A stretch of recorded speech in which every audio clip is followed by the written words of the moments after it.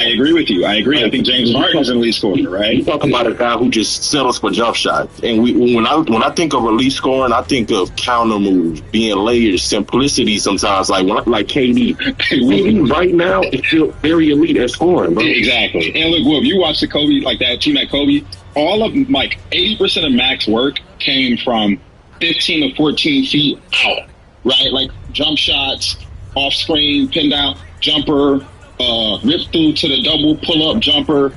Kobe, if you go back and watch the tape, Kobe, you got every fucking thing. You got low post, low post, pick and roll, step back, just hard drive, come off the curve, rip through the dunk, fade away, baseline fade away, wing fade, pump fade, raise fade. It's like when you watch everything you see in that 38, it's like, bro. But see, this is the point. This is the point I was trying to make about. Like Cade Cunningham. If you watch Cade, he has a complete scoring bag. He can drive it, he can get to the rim, he can post it up, he can come off the ball with it. I mean, however you want to score, he can do it. And so JB realized, I'm wasting this boy talent by having him dribble the ball for like 15 seconds. Like, wait a minute, let's get it out of 10, let's get him moving around and get him the ball and let him go to work. You know what I'm saying? Because I don't know, man. I just be wondering sometimes, like, when people watching, like, what are they watching? Like, does who bring the ball up matter that much to you that you don't realize anything that happens after that? Like Shea Gilgeous. Shea just play one-on-one. He literally plays one-on-one basketball the whole game. He don't do nothing else the whole game. They like he's a top 5 pointer and what? I'm not gonna lie to you. The way there was one point where he got Nimhard on him. I saw him talking. Like, I saw him. He was like, "Oh yeah, I'm about to give you some shit." And Nimhard was like, "Okay, then bring it." And I saw he gave Nimhard I can't remember what. I think that was game 6. And I would say this so crazy. I would say this because it's a low key space right now. People not here yet, bro. Is he not one of the best one-on-one players we ever seen, man? I mean, the boy is just. He got a lot of tricks, man. A lot of tricks. Some of the moves. This is movements, though. He got weird twitch feints and shit like that. Like, he be doing like weird feints with his shoulder. Bro, it's not the moves. It's how easy he make it look. He make this shit look easy, like it's a joke. Like he's not even taking it serious. He's not the best finisher to me, though. Like, no, his drive, he could be a better finisher. His drive, like, some of it should be real flimsy. Yeah, he could be a better finisher for sure. Some of the shots he was making, bro, I'm looking at dude like, bro, this motherfucker here cold-blooded, dog. Like, he don't give a fuck about none of them niggas out there. Like, he out there just, bro. Like, when Stacey was threes and shit, like, you already can't stop you can't stop him off the drive, anything. But when he's shooting that fucking 3, dog, nothing you can do, bro. Yeah, I think you're right. I'm not going to even argue with you. Yeah, right. You can dog down it's like factual inaccuracies, bro. Nobody care about whether he won 1 or 2 championships, by the way. You detract him from the point. No. That's not. No. I wasn't trying to detract the point. I was actually trying to make the point that, like my man hasn't seen enough of this. Like, I just don't think he's seen him play like that, to be honest with you, because some of the comments they're making about because the whole thing about UConn, because like Stephen Castle was not a point guard. Well, the whole thing about UConn is that UConn, all of them technically play point guard because they are interchanging the positions. But that's what I was trying to say. Like, he's a high IQ guy, but he's not a point guard. Right. You can't play for UConn unless you interchange it into positions. Stephen Castle's he's an athlete who has playmaking gifts. That's what he is. The scariest part about Shea, for me, when I look at him, he's not John Morant. He's not Anthony Edwards. I'm not athletic. I'm jumping out the fucking gym. Nah. That I'm doing. This is work. I'm 40, bro. I mean, I'm gonna say what shocks me the most about him is that almost all the great scorers, like when we talk about Kobe Bryant, Michael Jordan, Grant Hill, Tracy McGrady, just throughout the years, so many scorers rely on their first step. Even Kevin Durant relies on the first step crossover or the first step hedge. Bro, Shea more. Well, I'm talking about when he was younger. But my point is that, like, Shea doesn't have a good first step. He never beats the defender with his first step. Never. So it's them damn shoulders. You get that separation. Fucking shoulders. The shoulders, yeah. But he works on them. So remember I was telling you about Olin Simplest, the guard. He goes by the guard whisperer on Instagram.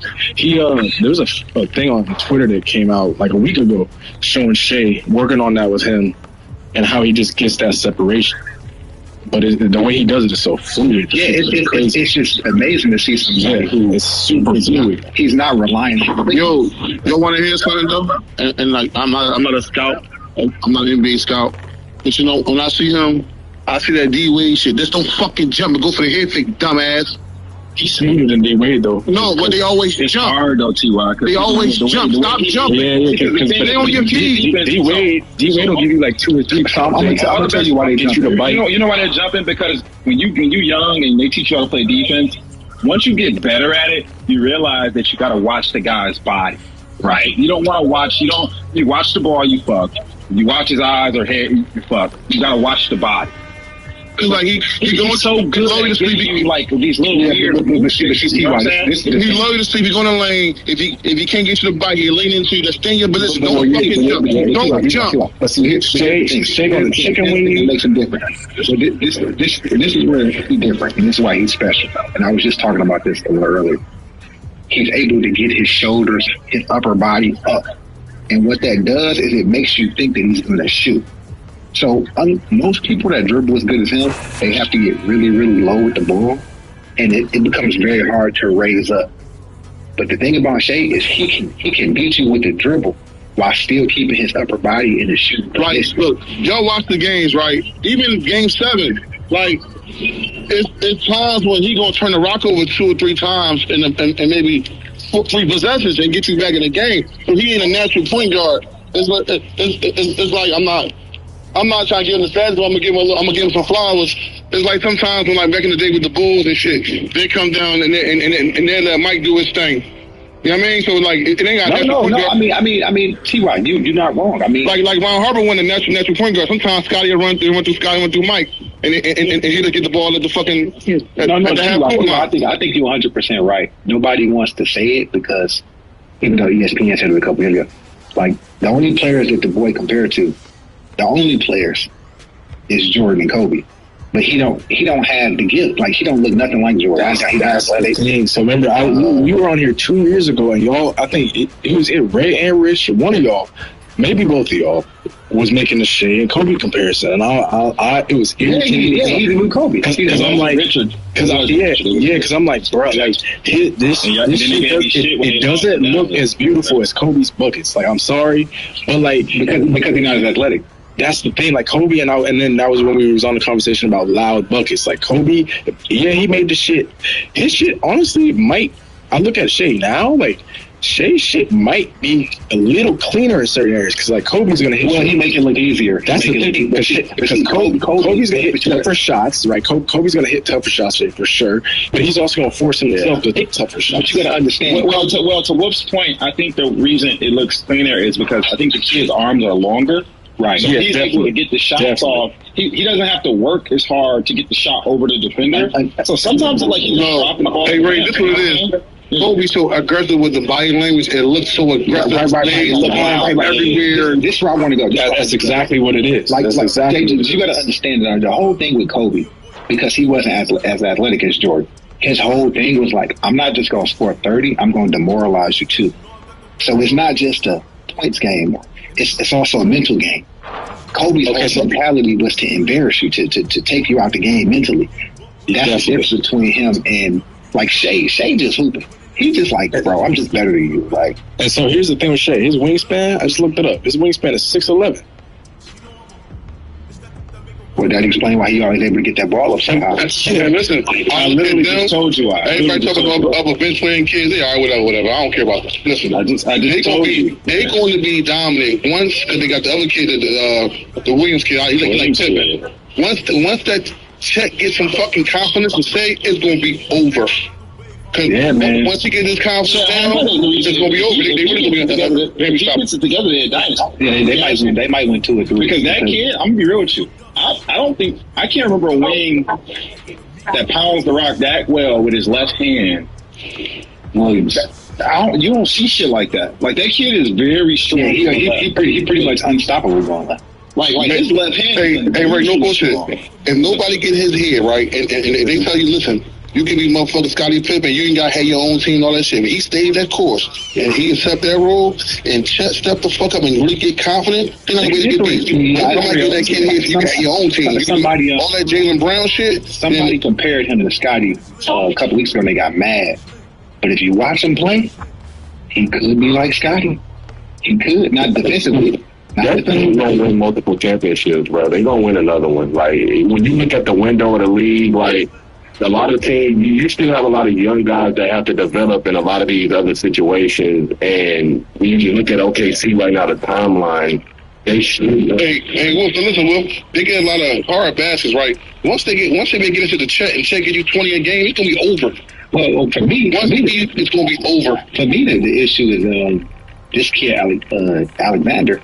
They just won a championship, and he really didn't play like he was playing. He was making it look easy, but that wasn't the best he could play. So, like, now that he won SGA, right? Yeah, now that he I know that wasn't the best he could play. Yeah, now that he won a championship, and now that he got the trophy, bro. Imagine how good, bro. Imagine how good he about to be, bro. Like, it's about to get crazy, man. Bro, this run was like some like the Iverson run, but he got it done though. You know what I'm saying? It was like that. No. Iverson didn't have no. Shea was put in position. Hey, Ray, that shit was OKC run with Durant and them. They got it done. They have the best 12 in the NBA. And they had 2 first-round picks last night. I'm talking about like individually, like when you look at the end of the game production, like Shea was scoring 30, damn near it was like 30. Williams had 41 2 games in game 5. Yeah, that's why I said like the original OKC run. Remember Durant do his thing, but Westbrook have a game, Harden have a game. So it's like the original OKC run. I think the scary thing about these. You can't say that. Like I think way more. I think the scary thing about these two is number one. SGA is going to be better. He's going to be even better next playoffs. He's going to be even better in 2 years. But this Williams kid, y'all go back to Williams, bro. He struggled a little bit when they were shutting off the left hand in Game 7, bro. When he's able to go back and reflect on, okay, this is how they want to play me, and then he going to get his counters together, bro. This bro. Williams is about to be really, really good, fellas. Like. I hate to say it, he's gonna be Scottie Pippen. He's gonna be Larry. Like he's gonna be one of the top small forwards. Like in terms of play. They gotta keep them together. Though. That's the thing. They might not stay together. Yeah. They got the second apron ain't no joke. Yeah, that's true. And at the end of the day, we can talk all this dynasty stuff we want to. They ain't making $35 million. I guess I'll put it differently. He ain't no Jaylen Brown. Like, let's be clear, he got made $40 million for a career. These kids making $50 million a year.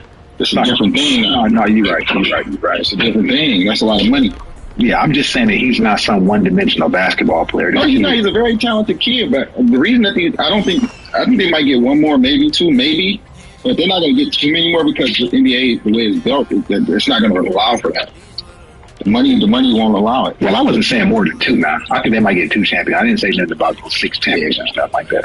No, I'm just making a point that the league is structured differently now. That's all I'm saying. But yeah, those kids, I mean, they fabulous. I can't, ain't no you can really say about that. Honestly, I'm glad Indiana brought the shit and made it fun. I have to go look and research how these first and second aprons work because this is just a lot of new terminology that's coming into the league now. Yeah. These teams aren't going to debate. Remember the first person you heard bring the second apron up, by the way. The way this shit is working, you're not going to be able to catch a Michael Jordan and do no all that shit. So that's not happening, bro. With this and guess what? Wolf, the truth is the owners don't want to. They don't want to. The whole purpose of the second apron is for them to justify the hard decisions. It's a justification to make the hard decision, right? To the fan base and to the. I mean, it's not like having a dynasty like the Bulls. Like it makes a difference financially. Like it ain't gonna make it. Bam! The Boston Celtics just broke up the whole shit, and the entire fan base is understanding. Nobody's mad. They got a championship. I understand that, but my point is, if this was back in the day, people would be raging. That's true. Raging.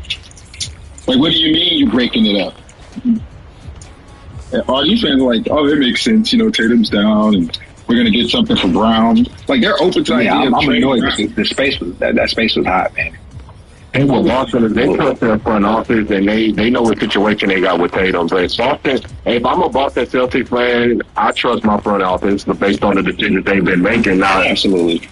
Lakers fans, they not gonna feel like they, cause they can't trust their front office right now. Look at you. Hey, you know what's funny? And the more I'm on this space with y'all, I realize there's like some deep-rooted hatred across these fan bases that I don't quite understand. Bro, I think they hate the Lakers, bro. I be talking shit like when I be trolling, but like when I talk about the real situation, like Lakers have a fucked up situation. They have good and bad problems. The Lakers are a reality TV, and they're gonna get baited into giving Reeves his $100 million. So that's gonna be funny to watch. You're hilarious, JG. What? That's right, because as soon as LeBron leaves, you're not Lakers fan anymore. No. Honestly, no. What it is because I deal with two things, right? I deal with a group chat that is completely like irrational Lakers fans, and then I got y'all that are completely reasonable. Like I love completely. Wow, thanks for the compliment. Yeah, I was gonna say I don't know about actually. Well, you know, and there's always a level of fandom that comes into play. Right. But I love. If you guys talk about Kyrie or KD, people will call us unreasonable. Like the point is, like we can have real conversations in here, and with the diehard Laker fans, I can't. It's like I can't even be objective. It's like if I say one wrong thing, it's like, oh, that's not true. Reeves is worth. I'm gonna tell you the truth, bro. The Lakers have 3 or 4 NBA players in their entire roster. Yeah, it's a real. I don't even like talking about them because I don't think they're a remotely competitive basketball team. And I said that shit all year, and people was talking. They're going to finish top 3 in the West. I'm like, bro, these guys are not NBA players. And we saw in the playoffs how that went. They had Rudy Gobert out there looking like. I mean, I will say this. Like, that was the weakest Western Conference we've seen probably in our minute. Yeah, that was a weak West. So, and you know what's crazy? I've been in other spaces lately because I ain't been up in my shit, bro. But it's like I gotta have my spaces, dog, because of what JG was talking about. Like I was in a space with Lakers talking, and it's like you got people who really just don't get like they don't get it, bro. And they're not watching the game. And that's what I realized. I'm like, because this group chat I was talking about, they was telling me all year, oh yeah, the Lakers could go with OKC. Yeah, they can beat them in a series. And this is them without a center, right? I'm like, bro, do y'all watch the games? Like, I'm convinced y'all don't watch the games. Y'all only watch the Lakers games, and that's it.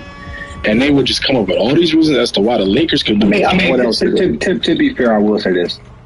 Not everybody is sitting at home on League Pass like me watching 4 or 5 games. You know what I'm saying? Like, I'm like, let me watch a quarter of Houston. Let me watch a quarter of Boston. You know, like, people just want to watch their team. So, you know.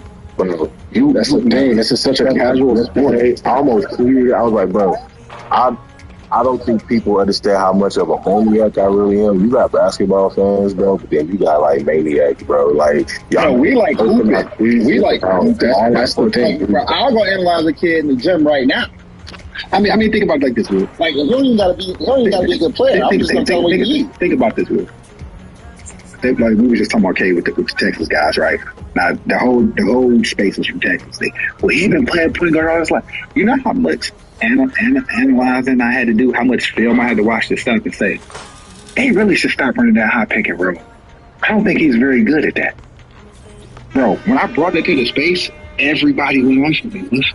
But guess what? Money got fired.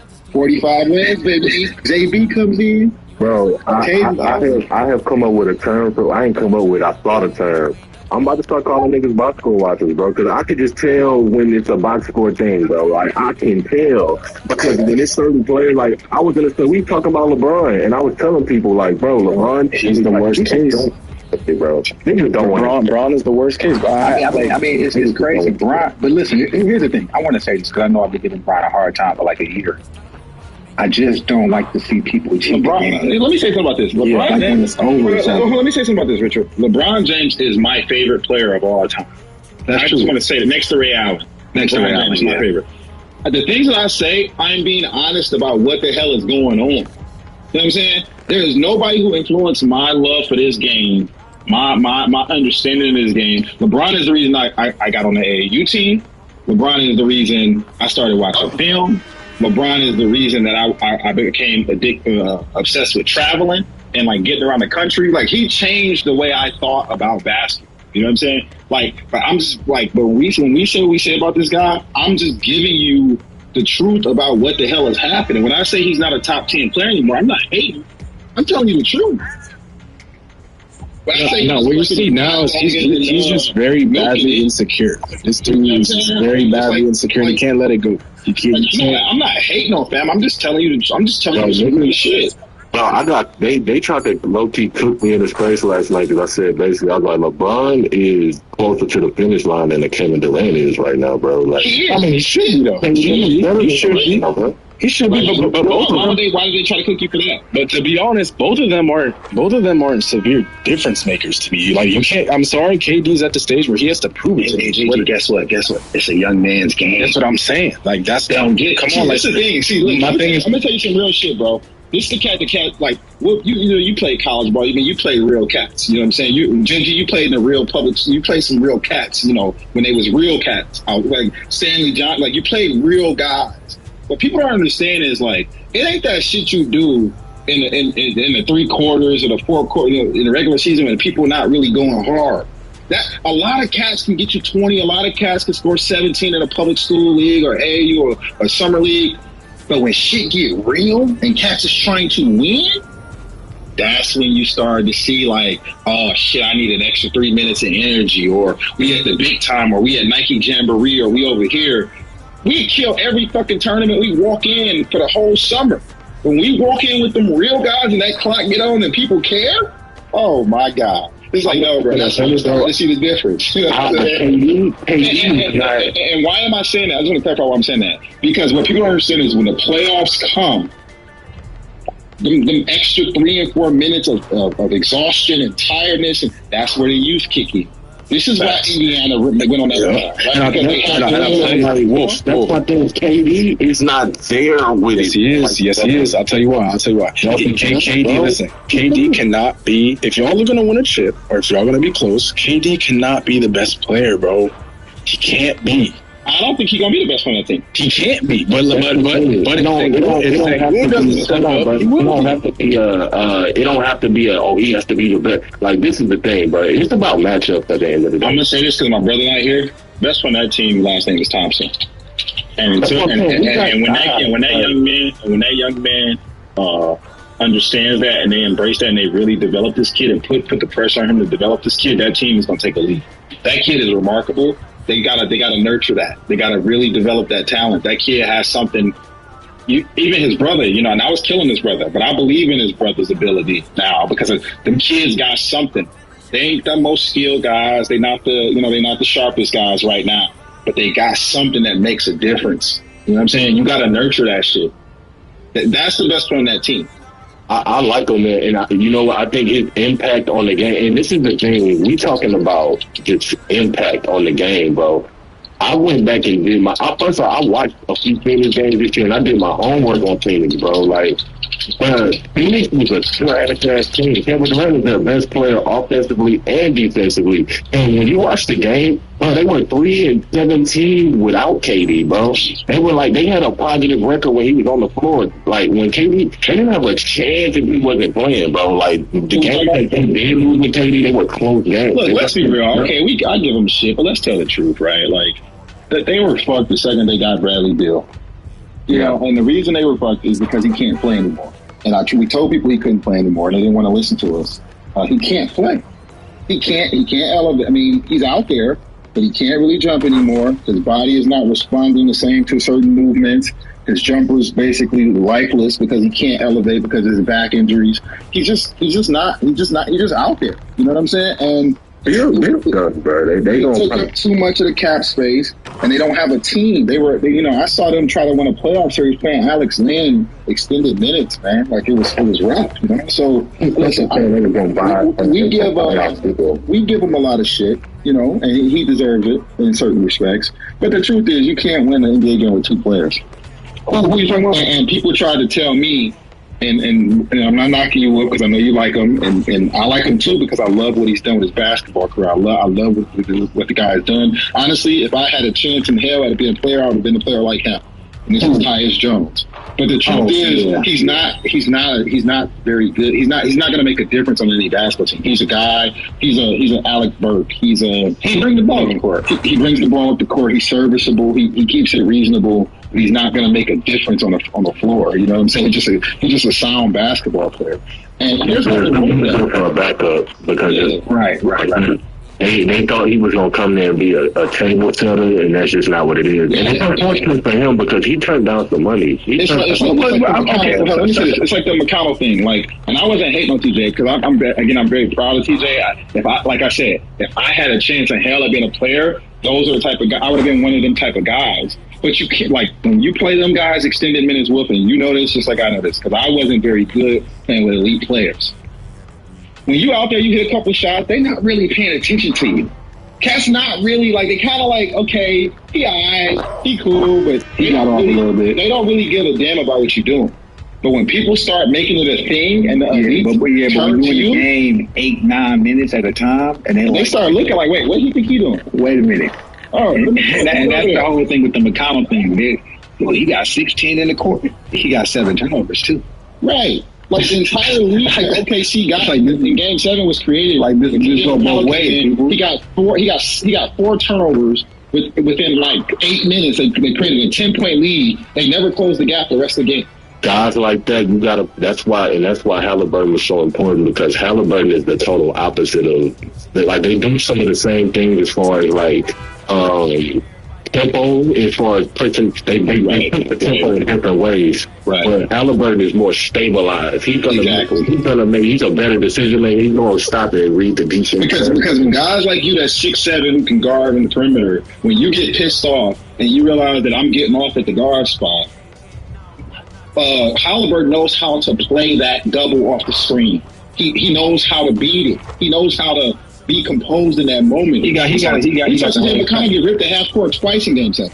Well, you know why he can beat it because he's 6'5" and he can see over there. Yeah, because he's actually down. I'm talking about plug. He can so my best bet is to be as low as I can and dribble.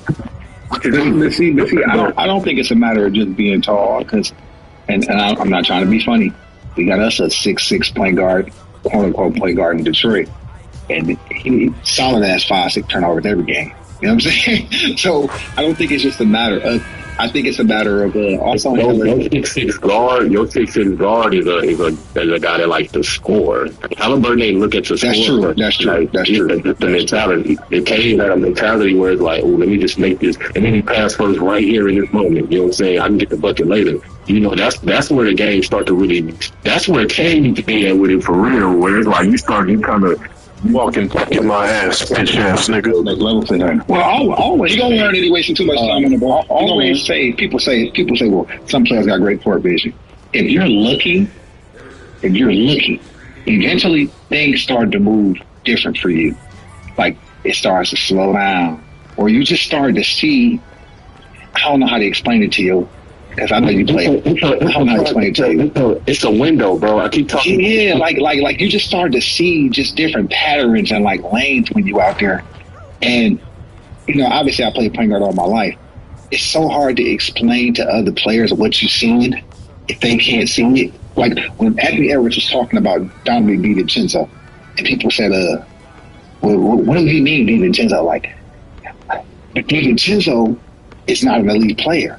So when he out there, he's like really, he got to look. He has to see it because if you don't, he won't be able to play.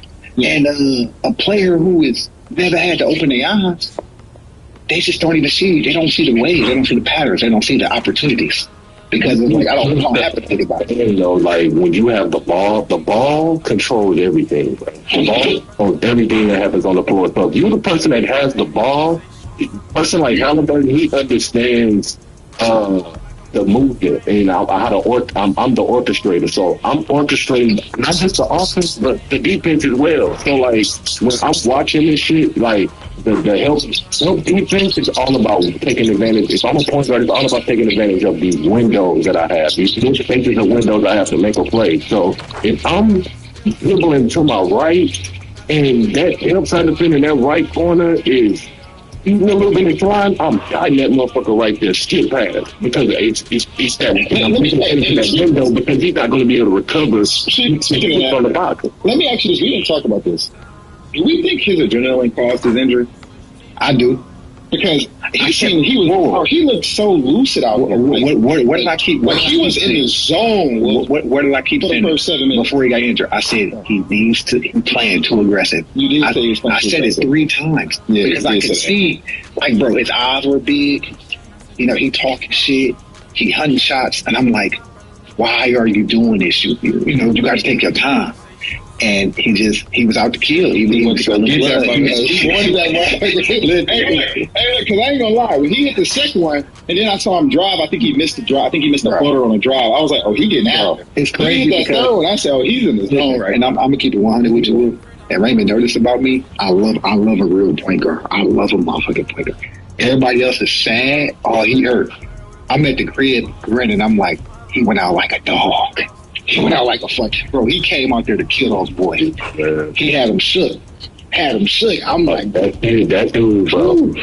Wow, man. He did this postseason. This was like special. He went out. Like, I ain't seen it like that in a long. I don't know the last time I seen it. I know they was mad at me last week. What you mean he better than Brunson, bro? Brunson ain't a dog like him, bro. Well, like he was. Like, it's a difference, bro. It's a difference when you play that point guard position. And Halliburton had it. He had it. Whatever it is, he had it. Oh, the way he played. When we talk about playoff performances, bro, and like it's one of the best we've ever seen this year. Like I can't think about in terms of for me, y'all might be different, but for me, that was the way, like when Chris Paul dropped the 40 in game. Oh, Chris Paul did it for Phoenix. He dropped the 40 in game 6. He dropped the 40 points. It was better than that was better. That was better than Kawhi. This was the best one since Kawhi. Okay, I give it to you. Jokic went crazy a couple years ago. Yeah, Jokic went crazy. Jokic went crazy. No, wait. What year did Jimmy Butler? What year did Jimmy Butler carry Miami? This dude was like different because like these guys are elite. What year did Jimmy Butler carry him? But he's not a superstar. He's like, it's the way he did it, bro. Like he didn't do it dominating, winning 27 points a game. Like he was doing it with just. I have to impact on the game sometimes, like just being out there. You know what I mean? Like that's no. It's the point of like he doing it with the stuff. If you don't know basketball, you don't even know what he's doing. It's like he only got 13 points. It's like, yeah, but it ain't about the number of points though. It's about what he doing. I think that's what made Game 7 so dope to me because he knows every time I score 20 and 10, we win. So I think his mentality was like, I'm about to rain on their ass quick. Like, I'm just get out quick on them, and then I'm going to run it up quick. And if I get to 20, 25, my team got a chance. I think that's what he was saying. I think the only mistake he made was, and I said, why did he drive? The first time he drove, I said, why did he drive? He drove twice in 7 minutes. Yeah. And his whole thing was, well, I'm going to stay aggressive, and I'm going to beat him to the punch. The funny thing is, the play he gets hurt on, he's not driving to actually finish that play. No, he's driving to pass. He was only driving to keep him honest. And that's what made me really annoyed by it. It's like he wasn't even trying to score for real. He was just trying to keep him honest so he could set up the jump shot. But it is what it is. You know, that's the game. I mean, I'm personally. He had the whole country quiet for 7 minutes. They like, is he really about to pull this shit off? It was looking like that, bro. It was definitely looking like that. Well, the thing is, SGA is such a cool play. Like, his demeanor is so chill. If Indiana would have got out, let's say they got out 15, 20 points, they would have won the game because SGA, even though he got a game like a Kobe or whatever, he don't have that, like, I mean, he just be like, I don't know how to explain his demeanor, bro. They're not coming out of, like, they're not stepping on you. Like, OKC, thing I saw a lot, they will press the issue, but then they let they put off the game. I got a question. Do you think winning this championship is going to make them be more aggressive as a team? Because they just so damn cool. Like, they whole demeanor is like, it ain't a big deal. We're going to win. And it's like, I think with what I keep saying about them 3-year guys, now they have a championship under their belt. Like, the fact that those guys got it done with all those flaws they had, like Jada, check. Like that's what's scary to me because now it's like these guys have the ring experience. Now the game is going to get easier for them. In my opinion, I'm gonna be real. Until the Western Conference get tougher, and I'm gonna be real. Until Houston grows some nuts and develop them kids the right way, and until Minnesota get their rotation right and get the right complementary pieces, OKC's gonna keep winning the West because the rest of them. Yeah, I was gonna say the only teams. And San Antonio probably 2 or 3. I say the only teams with the talent that's gonna be able to take them on is Houston, and San Antonio. That's it, and Minnesota. That's it. Yeah, Dallas don't give them a run next year. Age. Are we thinking Kyrie come back? Are we saying Kyrie will be back? It'll be a good series. Okay, well, Dallas give him a run if Kyrie is there. Kyrie there. They'll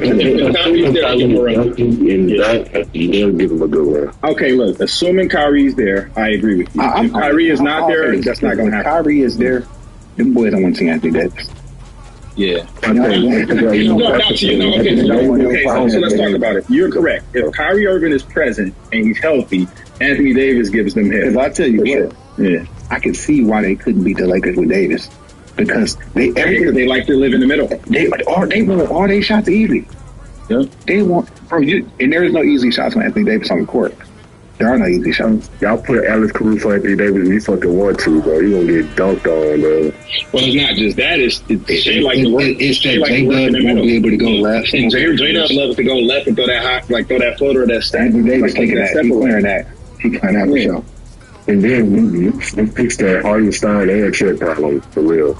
Like, maybe one. Okay, so Cooper Flag. Let's talk about it. Okay, look. Now that we got what we got, Cooper Flag.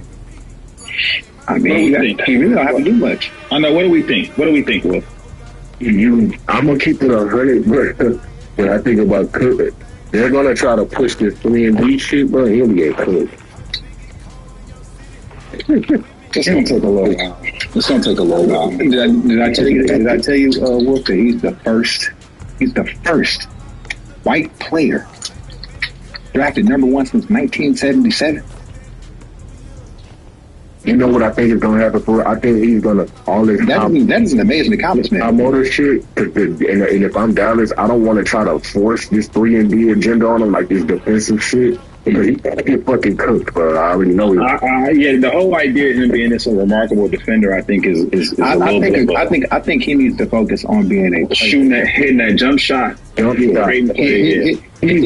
catch and shoot. I don't want him to be one of those guys who loses his confidence on that end a little bit and start to use that motor for just offense. You know what I'm saying? And be a one-dimensional offensive guy because y'all done took his confidence trying to label him something he's not going to be ready for yet. Bro, they're going to be going at his top, bro. I'm telling you. He don't really have that athletic gift to do that. They say he got defenders over there, but they're going to he's going to start, you know what I'm saying, over guys who already had the experience, who already have been in the flow of the system, who probably understand it a little bit better than him. So, like, he's going to be a little bit of a liability. Hey, you know what's funny? People were saying, I was like, damn, they got TJ. People was laughing at PJ. They like PJ. He going to the bench. I'm thinking, like, PJ is a better player right now. You know what I'm saying? Well, I think they comparable players. I think Flag with the no, that's what I'm saying. But today, I'm saying like they basically played like very similar to me, right? Like, you know what I'm saying? And I think PJ's more experienced. You know what I'm saying? Right. But you know it's politics. So Flag is going to be started. He's going to get the But I think people when I say that, I think people think that I'm saying something like I guess my issue with Flag is what is he going to do on day one that is exceptional? He doesn't dribble very well. He's a decent shooter. I think he got to be the jump shot. I think he got to be the jump shot. Well, but he's not a great shooter either. I think what he can do. Become one. I think what he can do exceptionally well on day one is pass. Become a great passer. Be a playmaker. You got the taller guys behind you. You're gonna have some good guards. Maybe Kyrie. Like, use your court vision. Make a difference that way because I don't think he's elite at anything else on the basketball court. I think the jump shot he can be his bread and butter offensively. If he really, really works, like get the reps up, done out, and be ready to shoot jump shots. That's my thing. I think the best thing for him would be rebounding a little bit if possible. Rebounding and getting out in transition. And, Okay, that's fair. You're right. And doing the athletic shit, you know what I'm saying? Because the player comparisons they give him have been horrible. He don't play nothing like Jason Taylor. He don't play nothing like Scotty. Like he don't play like these players that they compare him to. So he's gonna both fall a little bit. Like Kyrie not there, so like they gonna try to like force it and push the issue a little bit, and it's not gonna go. He is blessed that he played for Jason Kidd though.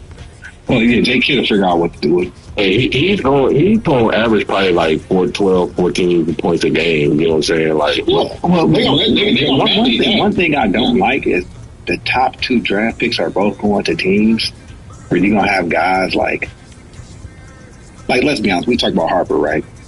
Bro, Harper's he's going into like a not a great situation with 2 guys, really 3 guys, because Vassell gonna want his ball, he's gonna want his shots too. These guys think that they got it like what you mean? Johnson still make money too, shit. And then another thing, so you got Castle. Castle just won Rookie of the Year. Like he's not going to come in thinking let's play the team. He's going to be thinking okay, now that we're in a safe space, if Castle's not careful, Castle's going to be in a tough spot. And this is not a projection. That kid is just flat out better than him. And I'm not. He's just better than him. Like I don't even know why that's even like that. You know what? I think Castle's in the toughest spot right now because he is the third, like he is the number 3 out of them right now. Like exactly, and that's what I didn't want to say it, Wolf, but this kid is Fox is 27 point, damn near 50% shooter from the floor. Yeah, like he's a fucking killer. Like, you know what I'm saying? You count the experience and the fact that he's been in the league as long as he's been. Like he's gonna like even if y'all busting his ass in practice, bro, that's Fox, bro. He's proven more proven than y'all. So like. My thing with Castle, what I was trying to get through earlier, my nigga, you gonna have to get off the ball. And no, you were trying to be polite. You were trying to be polite because people were kind of putting a lot. I heard you, but I knew what you were trying to say. Like you gonna have to get comfortable playing the 2, bro, because you're not going to get the the point guard battle is between Fox and Harper now because you can't even be in that conversation, bro. Respectfully, you know what I'm saying? Like, and at the end of the day, like you want Harper against the smaller guards, bro. It serves your team better than Castle. Yeah, you a physical, and you're a good decision maker, but you can do that. I'm gonna give y'all the startling stat. That's going on wings. I'm gonna give y'all the startling stat about Castle that y'all probably don't realize. Y'all know he's never averaged more than 20 points per game. I do that. No. Not in high school either. No, ever. Oh yeah. He's never averaged more than 20 points per game. I'm saying, when Cass was making them comments earlier, I'm listening like, this is the guy who averaged 11 at UConn, bro. What player y'all think y'all talking about? Like, bro, as a senior in high school, he averaged 20 points a game. As a junior, he averaged 16 points. At UConn, he averaged 11 points, and last year he averaged 14 points. But here's the thing: he shot 42% and 28% from 3 with. And that's where he needs to improve at. Off the ball, bro. If you don't work on that off the ball shit, bro, you're gone, bro. Like I'm telling you, you gone. I think, and we all know winning Rookie of the Year don't mean nothing. That don't mean I ain't want to say nothing. I'm like, bro, Rookie of the Year don't mean shit. Malcolm Brogdon on Rookie of the Year, Tyreek Evans on Rookie of the Year, like that don't mean shit. I just didn't want to sit on his face. I didn't want to hurt. That's the ultimate Rookie of the Year, bro. Yeah, like that don't mean nothing. Rookie of the Year is damn near participation award. I ain't trying to be like. I mean, there's good players that won it, but yeah, for sure. It doesn't say much about what's going to happen in the future. Yeah, it's like it's cool, but it's like that shit don't really get a whole lot. And they brought in another guy. They brought in Carter Bryant. I like that kid, bro. He got potential. Bro. I really Michael Carter Williams is Rookie of the Year. People listening, like first, man, they and this is crazy to me, bro. I keep saying this, but they have got the best player in the draft for 3 years straight, bro. And it's really like how, bro? How do you get the best player for 3? Well, I think it's a conspiracy, me personally. Whatever. Please, man, stop it. I'm tired of it, man. It's ridiculous. Do you think if it was a conspiracy, Utah would have got that pick? Man, with everything they got invested in the future of that team, Utah about to send the Vance to Utah. I don't think so. I'm joking. No, okay, listen. If they get the number one pick and get the best to make sure, okay, then maybe it's something going on. I'm just joking, but I'm just mad they got Wemby out. I'm supposed to be a damn Piston. Still mad. Okay, supposed to be a Rocket. That's true. Rocket, nigga. Fair enough. With all that talent y'all got, if y'all had Cage, y'all would have been the Western Conference Finals. Bro, I wanted Cage, so I was so mad we didn't get that first pick, dog, because I was like, bro, the campaign that I was on for Cage, bro. Is it the year I got Jalen? Is that the year I got Jalen Green? Jalen Green year, bro. I wanted to see so. Jesus Christ, that's horrible. Yeah, I remember me and Ray, we were going back and forth. We got K, y'all got Jalen. Yeah, I remember me and Ray, we were having like a little back and forth about who should be number one that year. And I'm like, Jalen Green, he's USA team, got a lot of potential, athletic, this and that. Man, so Ray like, bro, no. What? No. What did I ask you? First thing I asked you, I said, tell me who Christopher is. Remember? Right. Josh Christopher, right. I said, who's Josh Christopher? So we talked about the whole thing. And the reason I asked my brother that question, I told True this years ago, because when I went and watched the tape, and I watched a lot of tape, bro. I don't know how many hours of tape I watched of Jalen Green. Every time I watched the tape, his homeboy kept bailing him out. And I'm like, Christopher. And I'm like, who is this Christopher kid? Like, why is Green and Christopher like peanut butter and jelly? Like, what is this? And I realized the more I watched the tape that Christopher was the tough guy, and Green was deferring to him in the clutch. And then I saw the jump shot, and I told my brother, his legs too loud. They too loud. You got to quiet your legs. He's too skinny. Quiet his legs. His legs were too loud, bro. Like you can't be a pure Ray Allen-ist shooting guard in high school and have legs that loud on your jump shot. It's like he's not gonna be a great shooter, bro. His legs are too loud. And people are like, yeah. Like, no, bro. A jump shooter, you cannot create consistency. If you know this, you're a shooter. You cannot create consistency with loud legs. The kid elevates too much on his jumper to be consistent. Loud legs are bad. When he hits the ball, his mindset is like he's thinking driving sometimes, and you got that jump shot, so your legs is off. Flailing everywhere. That's not a shooter. Shooters don't do that.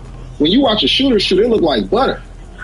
It look like his habits are so bad when it comes to that. Like when you see him coming off a pick or something, like coming off of anything, just like he ain't coming off of all that shit to shoot the ball, bro. He's coming off the drive. No, that's one thing. That number 3 pick. Watch that kid shoot that trigger. That boy shoot it like butter. That Reed Shepherd, that shit look like he spreading out butter. I ain't gonna lie, man. I don't know where. I think where the boy from Kentucky. Man, it looked like the guy made that boy shoot a basketball. That Knuckle kid from Duke shoot the laces off that motherfucker. Oh, that's that money ball for sure. That's a money ball. You know what I'm saying? You know a money ball when you see one. That kid don't got a money ball. I'm talking green. That's no money ball. That's what we call a jump shot. You know what's funny when you're a kid? Because when you're little, they tell you to shoot a jump shot because they want you to elevate.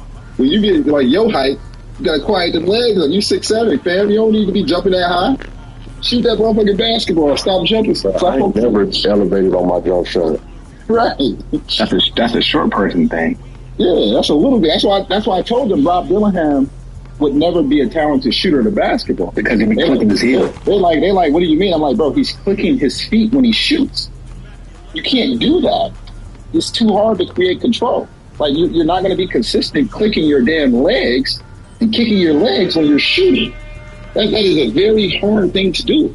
Shooting is about muscle memory. You know, like you call that boy. What's that? Cinderella when she clicked her heels. That's how. Yeah, he clicking his heels. Like, what are you doing, bro? Spread your damn feet. Quiet, do that shit too. Clicking your heels when you're jumping and shit. You ain't chill, man. Bro, watch KD shoot that motherfucker. It's not like KD not even jumping. Bro, it don't even like he's trying to shoot. Even Devin Booker, you know, the Allen Houston 2.0. Look how smooth it come off his hand. You know, sometimes Ray Allen, like he shot the shit so good. It look like Ray Allen didn't even shoot the ball. You gotta see him take it from there. Yeah. Well, like it came off so fast, you like, damn. And you see him shooting. You know, Curry my favorite though. Curry's just so platinum.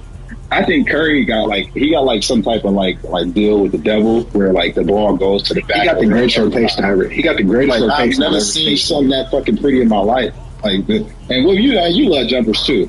Curry shit just like a fucking rainbow to the neck. It's like, dog, like what is going on? He just shooting like, I don't know. I ain't never seen that like that. Clay had it like that for about 2 years though. I just wonder how Dale and his other boy can shoot too, but Dale was a hell of a shooter. Curry gets just unbelievable rotation. I don't know like how he's able to spin that ball so much. I don't know. He has unbelievable rotation. Yeah, but he's nothing like a pretty jump shot. It's nothing like it's the most beautiful thing in the game. That's why I be saying a lot of these kids can't. Did y'all notice that Charlotte got Knuckle and McNeely? They trying to change that culture bad, man. They trying to change it bad. Go look who bought the team, and you'll see why they made those picks. They're trying to change shit for sure.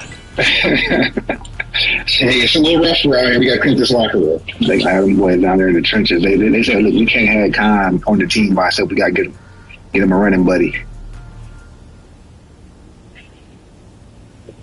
I like Knuckle though. He's Hooper. They're trying to change shit for sure. I like that Trey Johnson and Bud Kemp backcourt. I do too. I'm worried about the kid. I'm not gonna lie.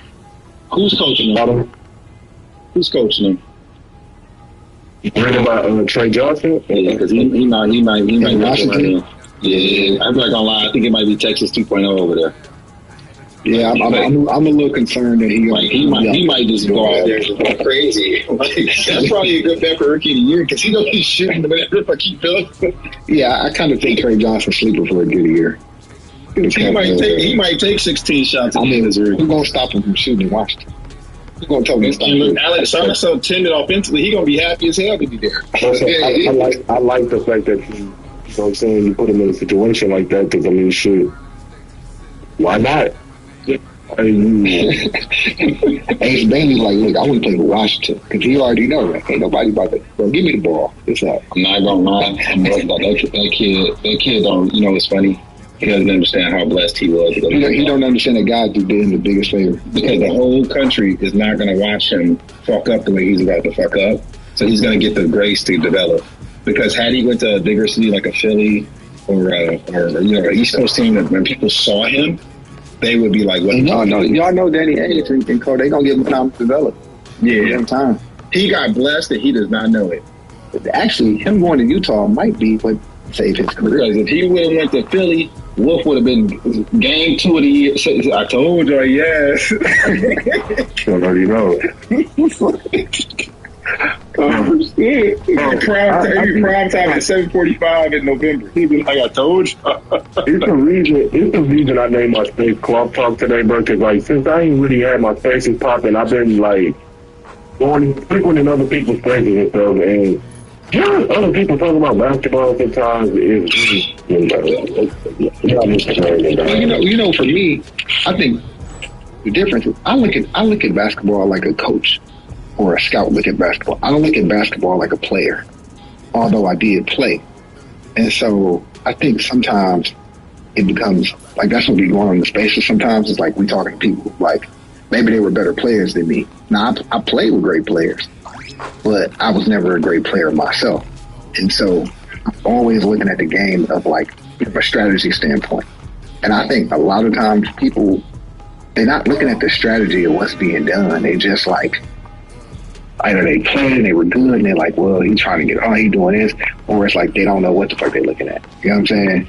And I think that's what be going on a lot of times in the spaces. It's like, a lot of people just don't look at the game like the way you do. Like, I know you watch tape. You watch a lot of tape. We talk about it all the time. I was watching this game. I'm watching that. I don't think a lot of people really watch tape, bro. You know what I'm saying? That's the face, bro. And I was trying to tell people that in the space yesterday. I was like, dog, like, no offense, bro, but like, I watch a lot of basketball, bro. Like, my life, the way my life is constructed, like I'm an entrepreneur, bro. So like, I have a lot of time to just chill. You know what I'm saying? Not chill, but once business is done, my day is free, bro. What you think I'll be doing? I'm watching a lot of games. You know what I'm saying? Or even if I'm in the field, let's say I go out and I'm working a location. I cut the game on. I watch a 2002 finals Kobe game. You know what I'm saying? Like, I'm doing that shit all the time.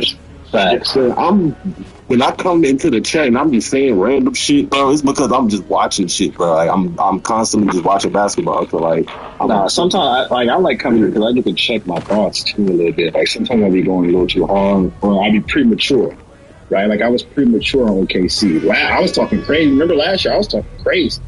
Like they got so many hoopers. Yeah. They end up blowing it against Dallas. You know what I'm saying? But they were a little too young. Although they were young this year and still got it done. But my point is, like, sometimes I'll be premature, but I know what I fucking know.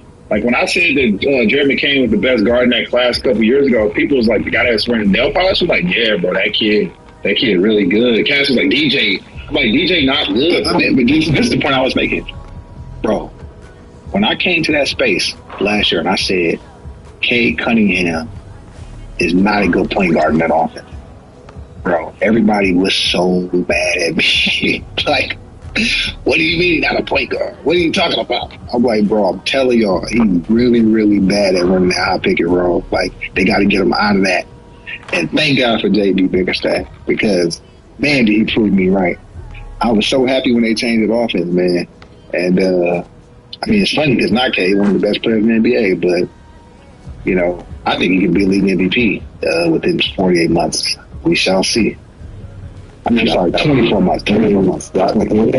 Wayne got to start shooting that pill, bro. Like, it's important because it's going to get to a point with y'all where, like, if Ron Holland is even... If he take a lead 10, 20 in trouble. I'm gonna give y'all another. Ron Holland is shooting the ball good, and he don't even have to be as good as a defender as Twin. But if he's okay on that end, he's going to play more. Yeah. So I got another take for y'all. Donovan Mitchell. He made a mistake by trying to uplift his teammates. If Donovan Mitchell needs to be like Kobe next year. He needs to say, skip it, bro. I don't trust none of y'all. This is my world. He got that's my take. Donovan Mitchell. I'm gonna be real serious. I'm gonna say this, Rich. Now you know Mitchell was phenomenal. I mean, he looked phenomenal in the playoffs. Mitchell is not the most talented player in that team. Until they embrace that, they're not going to go anywhere. Right? Evan Mobley is the most talented player on that team, and they have to figure out how to. But he don't play like it. But they have to figure out how to amplify his talent because he is by far. He's uniquely talented. Bro. Okay. So, but it's mentality too, because is Brunson the most talented player on the Knicks? No, he's not. Okay, then. So, yeah. You know, you gotta have that 1A, 1B mindset with them guys. But at the end of the day, no matter how talented Mitchell is, you 6 feet tall, bro. Like you only can do so much at that height. Not like he can have a Kobe. Like he can't be Kobe for real. You know what I'm saying? He can be Kobe. But Kobe's 6'6". You know what I'm saying? He gonna lock you up on the other end. Mitchell not locking nobody up. You know what I mean? Like it's so Mitchell can only have an impact on the game so much on the offensive end, which is his offensive impact is ridiculous. Don't get me twisted. Like he can literally take over a game, but basically what I'm trying to say is him having to do that is like how much is the impact if he got 50 and the game is close as fuck. You know what I'm saying? Yep. No, it's the Acme Davis versus the John Wall conversation. Was it John Wall? Who was there? No, he was there with the Twins.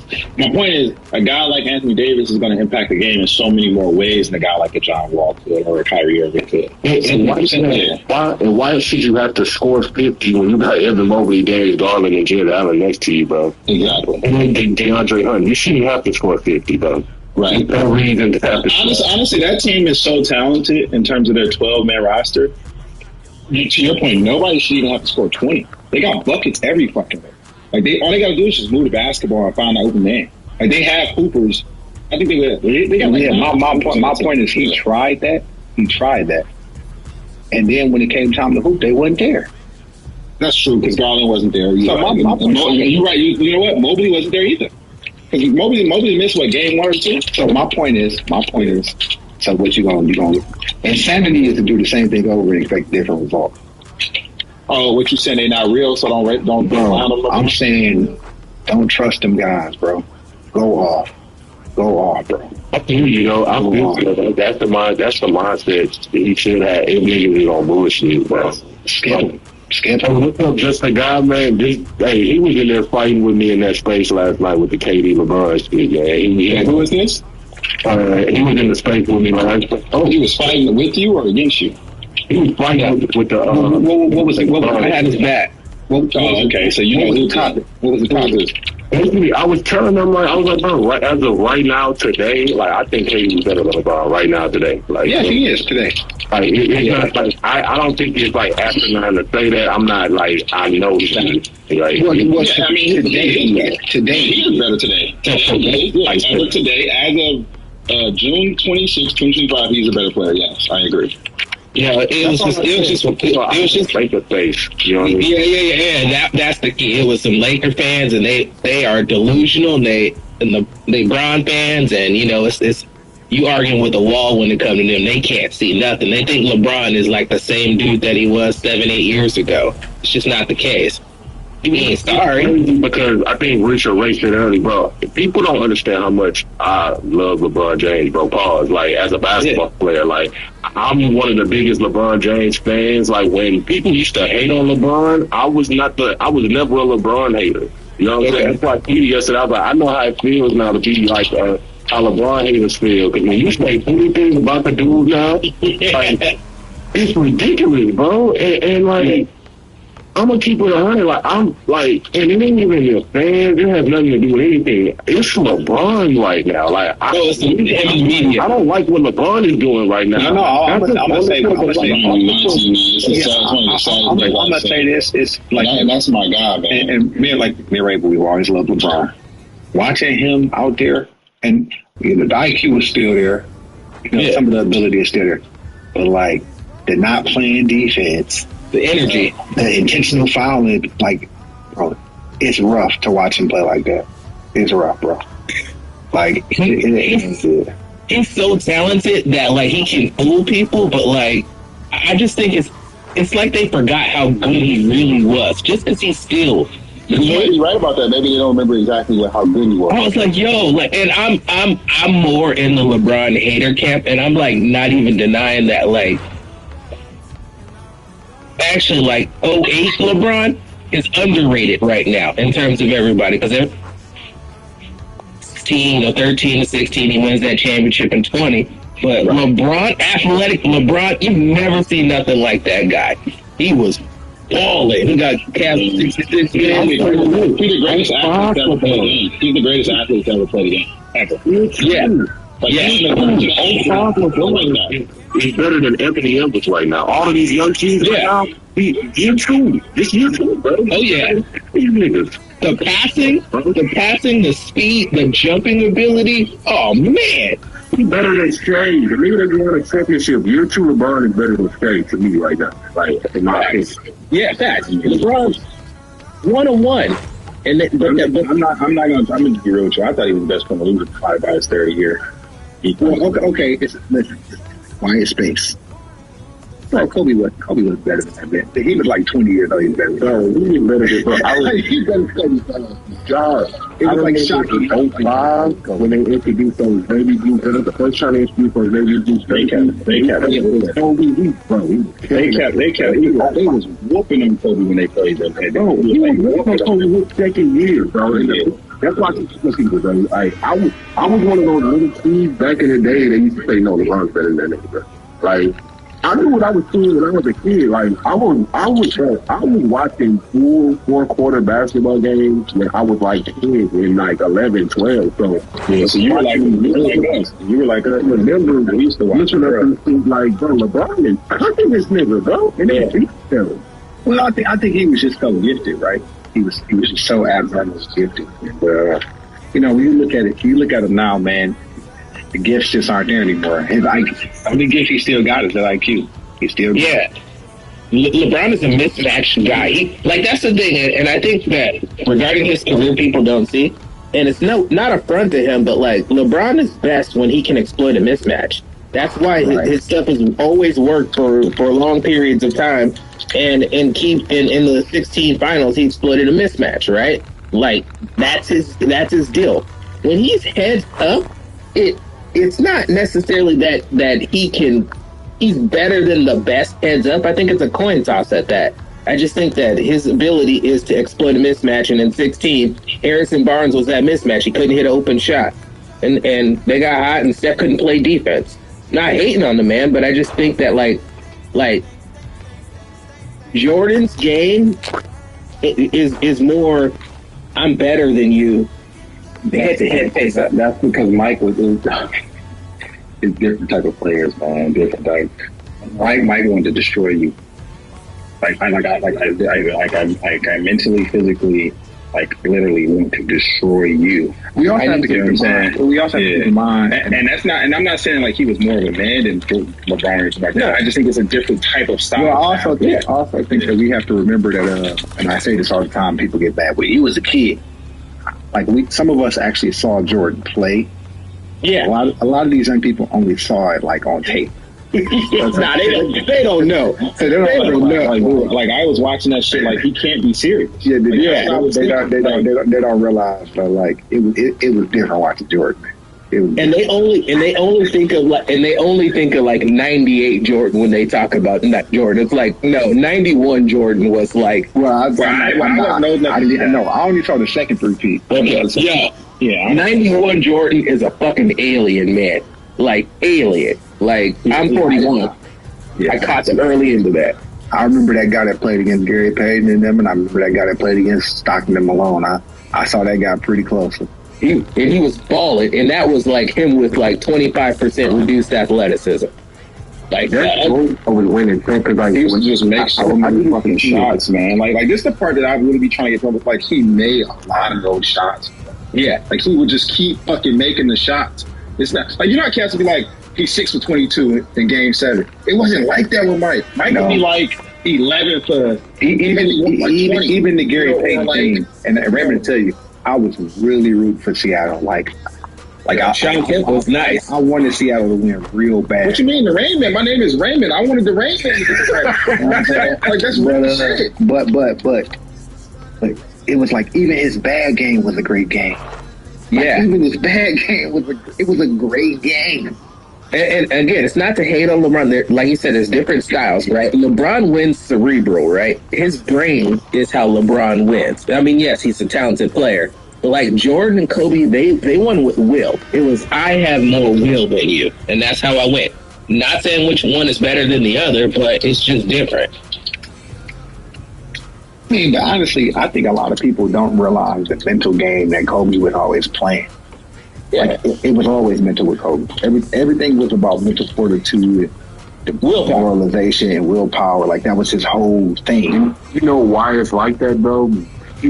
I think it's a rites of passage when we talking about like those type of that. It's funny this place called Clock Talk. The torch to like a Kareem, like into Shaq, MJ, Kobe, LeBron. Like it's a certain way these niggas see each other. They like I was watching some old Will Chamberlain interview. That nigga was low key hating on MJ, bro. Like shit, bro. Nobody hated him, man. Like nobody hated more than Will. He hated on Shaq. He hated on Kareem. Everybody. These niggas were haters. You know what I mean? So like. And I think we look at it as like weird that they hate, but like we gotta understand these are competitors. You know, right? But that's how they looked at it. They looked at it as competitors. Like, and it's a mind game with you. So I'm gonna shit on you when I see you. I'm gonna shit on you. You know what I'm saying? I don't really think this, but I'm gonna shit on you because it's like that's how it is. So like Kobe playing these mind games. LeBron right now, and what I see right now.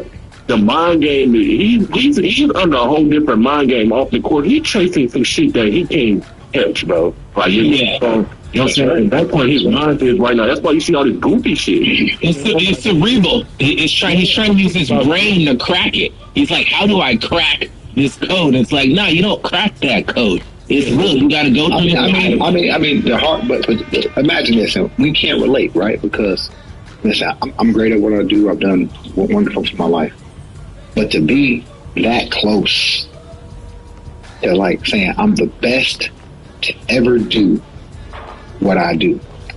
But to know in reality that you're never actually going to catch that last person. Never happened in that. That's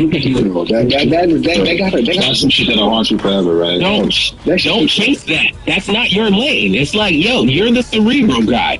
Just be like, I'm the smartest person. Yeah, but I caught everybody else.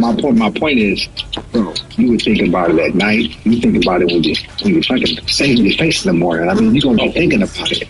I got one more guy to catch. It'll keep you up at night. It really will. Yeah. Yeah, if you that great and you that determined, I mean, shit, his discipline is through the roof. So, I mean, that's fair. One more guy. It's funny though because it's like, dog. I get it. You like, I get it. You niggas are competitive, man. Like, it is what it is. But you gotta understand at some point, bro. Like, you can't let the mind games. Like Michael Jordan has got rent-free space in LeBron's mind, bro. And it's like crazy to think that, but it's like I think MJ knows it too. And I think like you know how these niggas talk amongst each other, brother. Oh, for sure. Mike definitely talked that talk. Bro, when we get around LeBron, he talking that shit, bro. He talking. Well, I can't talk on the space, but there's a guy to be on them. Well, I can't say that either. It's a guy that be with him regularly that's in close proximity to us. Mike be talking crazy about this whole situation, bro. Oh, I mean, if you read between the lines, you remember the 75th anniversary? Yeah. Mike making sure he came out last. You know he was talking shit about being a louder pop than LeBron. Mike is a forever competitor, bro. Like he's just one of them cats. He just always in it. He was like, I ain't showing up unless I'm last. And I want to say this again. It's not about it doesn't make you a bigger man or a better man or nothing like that. We're just talking about his competitive spirit. That's all we're talking about, you know. Correct, because I would not want to hang out with Michael Jordan. That nigga sound like an asshole. Look, let's keep it being. I'm glad. I don't know who you are, but I like you.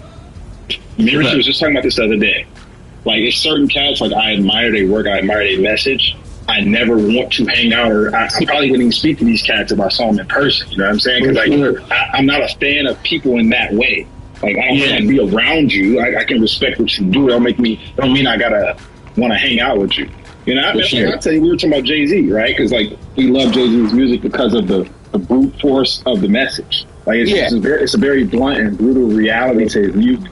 Me and Richard love that because we just workaholic. Like, that's how we are. We just brutal with brute force is our approach to life. Mm-hmm. And so, like, we like his music. I probably would never want to hang out with this guy. You know what I'm saying? Like, at least not from maybe in a professional, like, client capacity. But not in a like, oh, I'm your friend, or I want to like be on the boat with you guys. You know, he's sizing you up and he's trying to. I'm telling you right now, I could leave my office right now and go to dinner in Midtown. If Jay-Z was sitting right next to me, and he's my favorite. Matter of fact, he's my favorite celebrity figure. Period. Okay. I would not speak to him because I already know. Yeah, maybe a deuce sign. Chuck him the deuces. Yeah, I already know. What up? A nod. Like. And I think that's one of the things that when you're a real competitor, when you're a real assertive type person, I think a lot of people can't relate to that.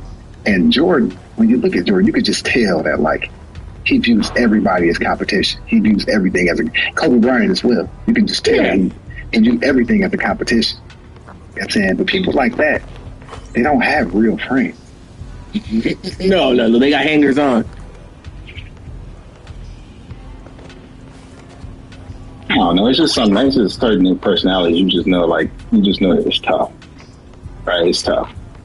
Like, the thing about LeBron that I've learned in the last couple of years that I didn't want to believe is like all this like yes men. Like, his circle was kind of like they're all like campaigning behind the scenes. I didn't want to believe that stuff, you know, because I'm like, no, this dude's super solid. He's from Akron. Like, he got it off the blood. Like, this guy is solid. This is one of the most solid cats I've ever seen in a celebrity capacity. You know, but like, you know, the last few years have shown me like, nah, they have been like on this propaganda, calculated like, stuff. You know, like it's, you know, and that's unfortunate. It's like, man, why even be so petty? Like, you know what I'm saying? Like you feel the prophecy, bro. Like you don't really gotta think about it like that. Like you like you're Jesus Shuttlesworth in real life. Like he got game brought to life. Mm-hmm. It's a word for our generation. So it's like, why do you even care about this stuff, bro? Like that shit don't define you. You know what I'm saying? It don't define you. You know what I'm saying? You still LeBron. I don't know. So the last couple years has been a little weird. Yeah. I mean, honestly, he's been doing it for a long time, man. Like the whole clutch thing. Ever since clutch has become a thing, it's been weird to me. The moves he's made to position himself to look a certain way. I didn't like how he kind of shipped everybody out in Cleveland. Like, I don't know. There's aspects of that I'm just like, I don't rock with personally, but dude's talented. Super, super talented. But but back to like him being like as good as good as he was, it's like, no, LeBron was a 101 then, and now he's a top 10 player, but it's mostly offensive. He definitely does. LeBron James is top 10 for 3 quarters, in my opinion, though.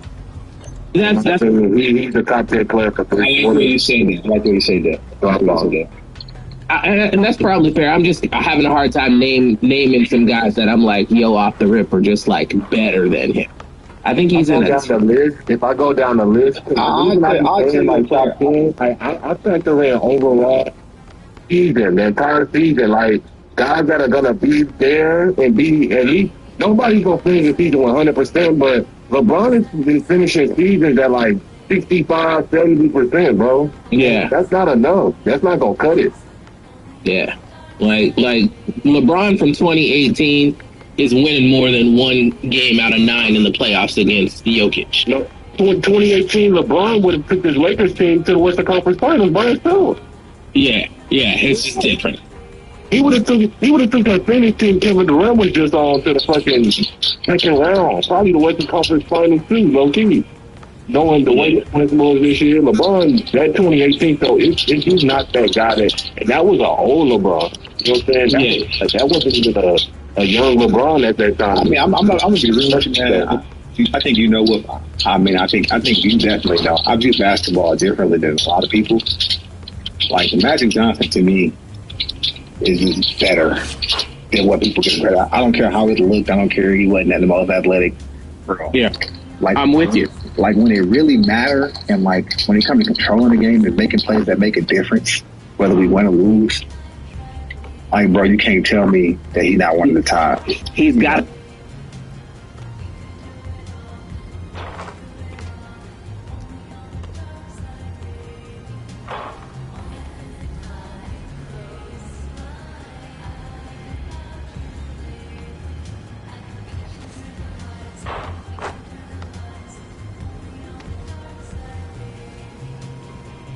So like I'm not saying he's better than Jordan. I'm just saying that like depending on how you view the game, you can make an argument that he's the greatest player of all time. He won in college, so there's no like, oh, he needs a super team. It's not that. He comes to the NBA. I know Kareem has got a GOAT case himself. Kareem wasn't winning shit in LA. Magic gets on that team, all of a sudden he's in championship mode in that situation. Now, help me out. Yeah. Isn't it funny how that, like, people talk about Shaq and Kobe and they ignore the fact that Shaq didn't win until Kobe? Right.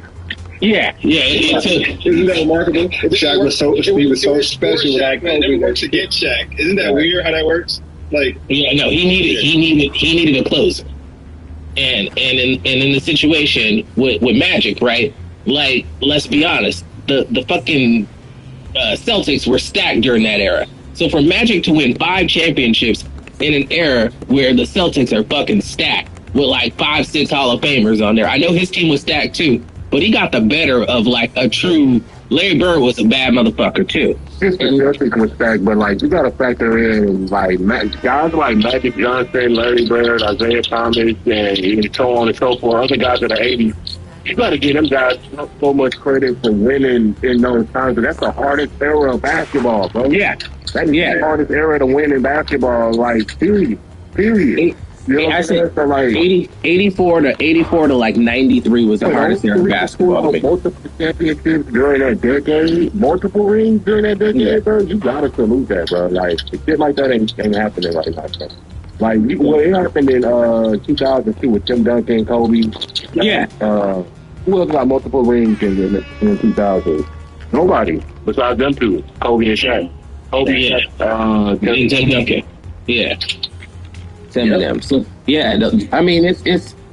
I'm just saying, like the way, like Magic had the ball. We had a chance. We just didn't have enough firepower at the top.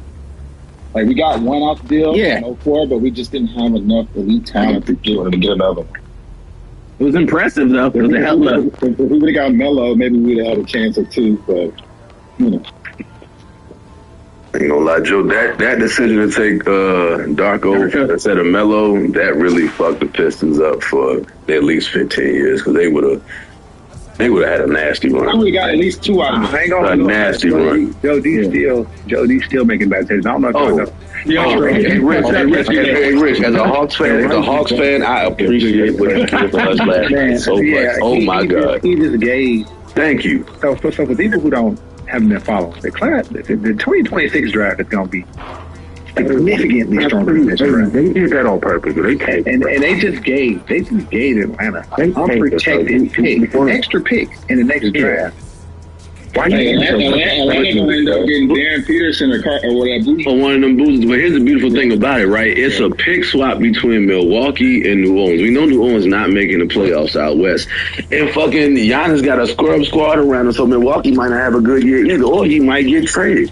What y'all think gonna happen with Giannis now? Because like Spurs seem like they all in on the Harper situation. Like, what y'all think gonna happen with this Giannis situation? Like, what teams come in the fold now? Because like, I'm gonna be honest, I think my Rockets can kind of come into the play a little bit. We got some assets. Eli Miami.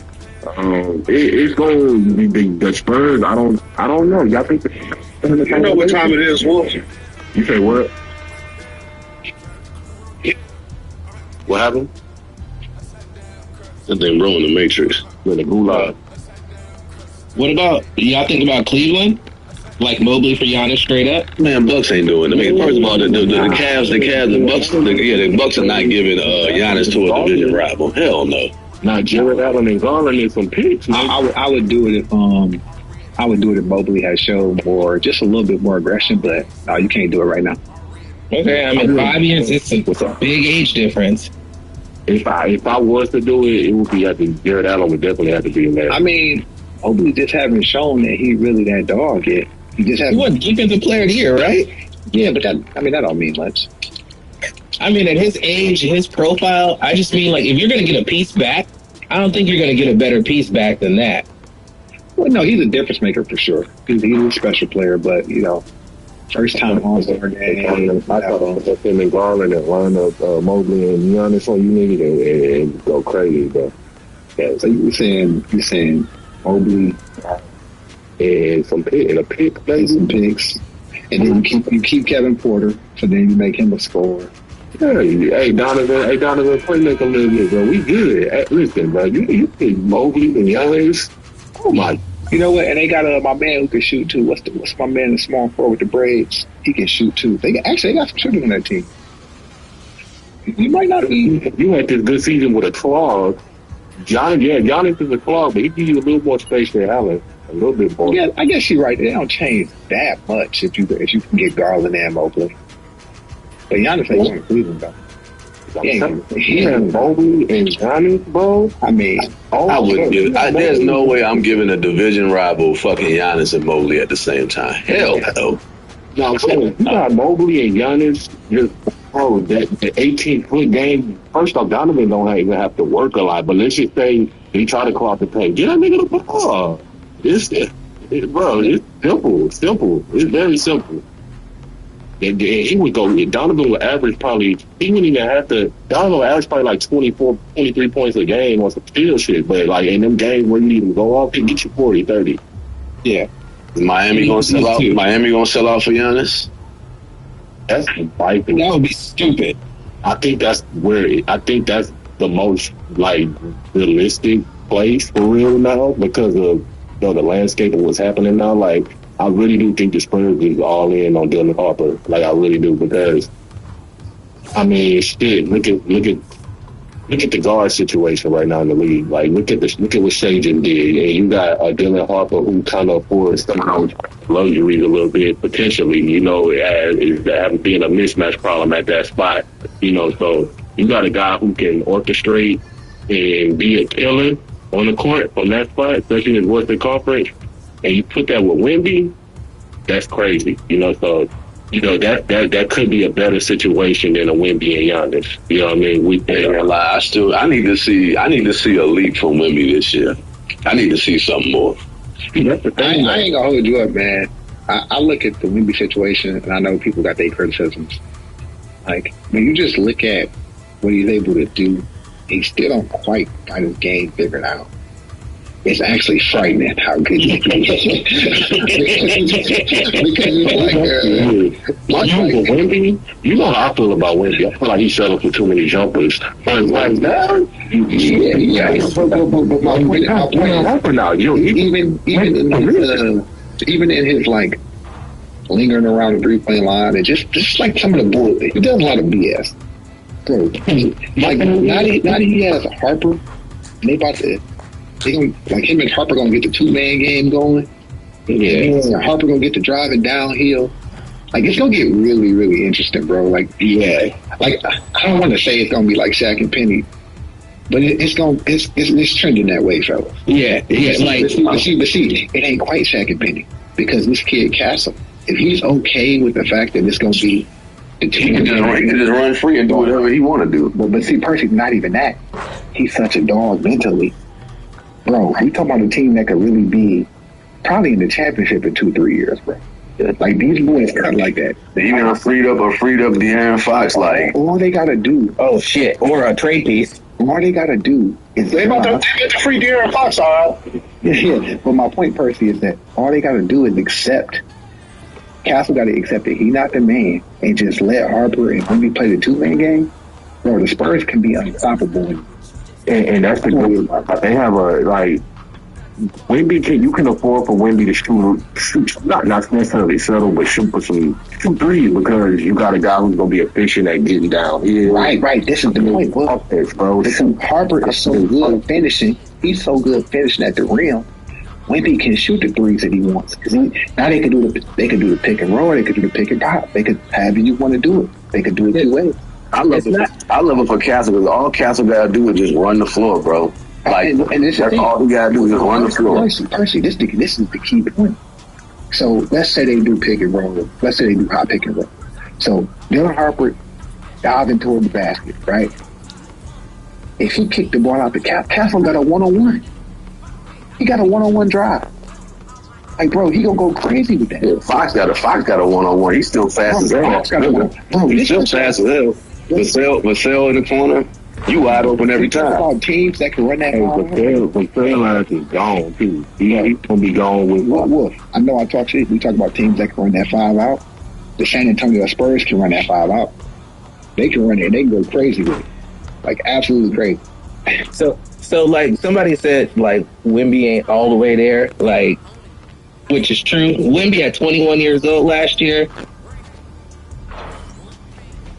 Bounds 4 assists, 4 blocks a game. Oh, bro, I'm not saying he's underachieving. What I'm saying is that, like y'all saying, he shoots too many goddamn threes for my life. I just a lot of threes, but them is good numbers, bro. Them is good. And we know he ain't tapped all his potential. That's the scary part. If he stops shooting the threes, that number will probably go to 26, 27. If he takes like a couple, like a little more better shots, you know what I'm saying? Like he can get more points. If he gets to the line, what's his free throw number? Let's see, 4 games. He's at 4 games. You gotta get that number up, bro. You gotta get that number. He get up. I mean, next year. I mean, he could go up to what 27, 13, 4.5 blocks. 4 blocks. He could go to 30 though. If he he could. I'm just saying reasonably, you know. 4, 11, and 4 blocks, man. I ain't And he remind me of like Avatar, like the movie where like he was all time great. I'm telling you, what just don't know how to move and everything. What I love about like once he gets all that shit together.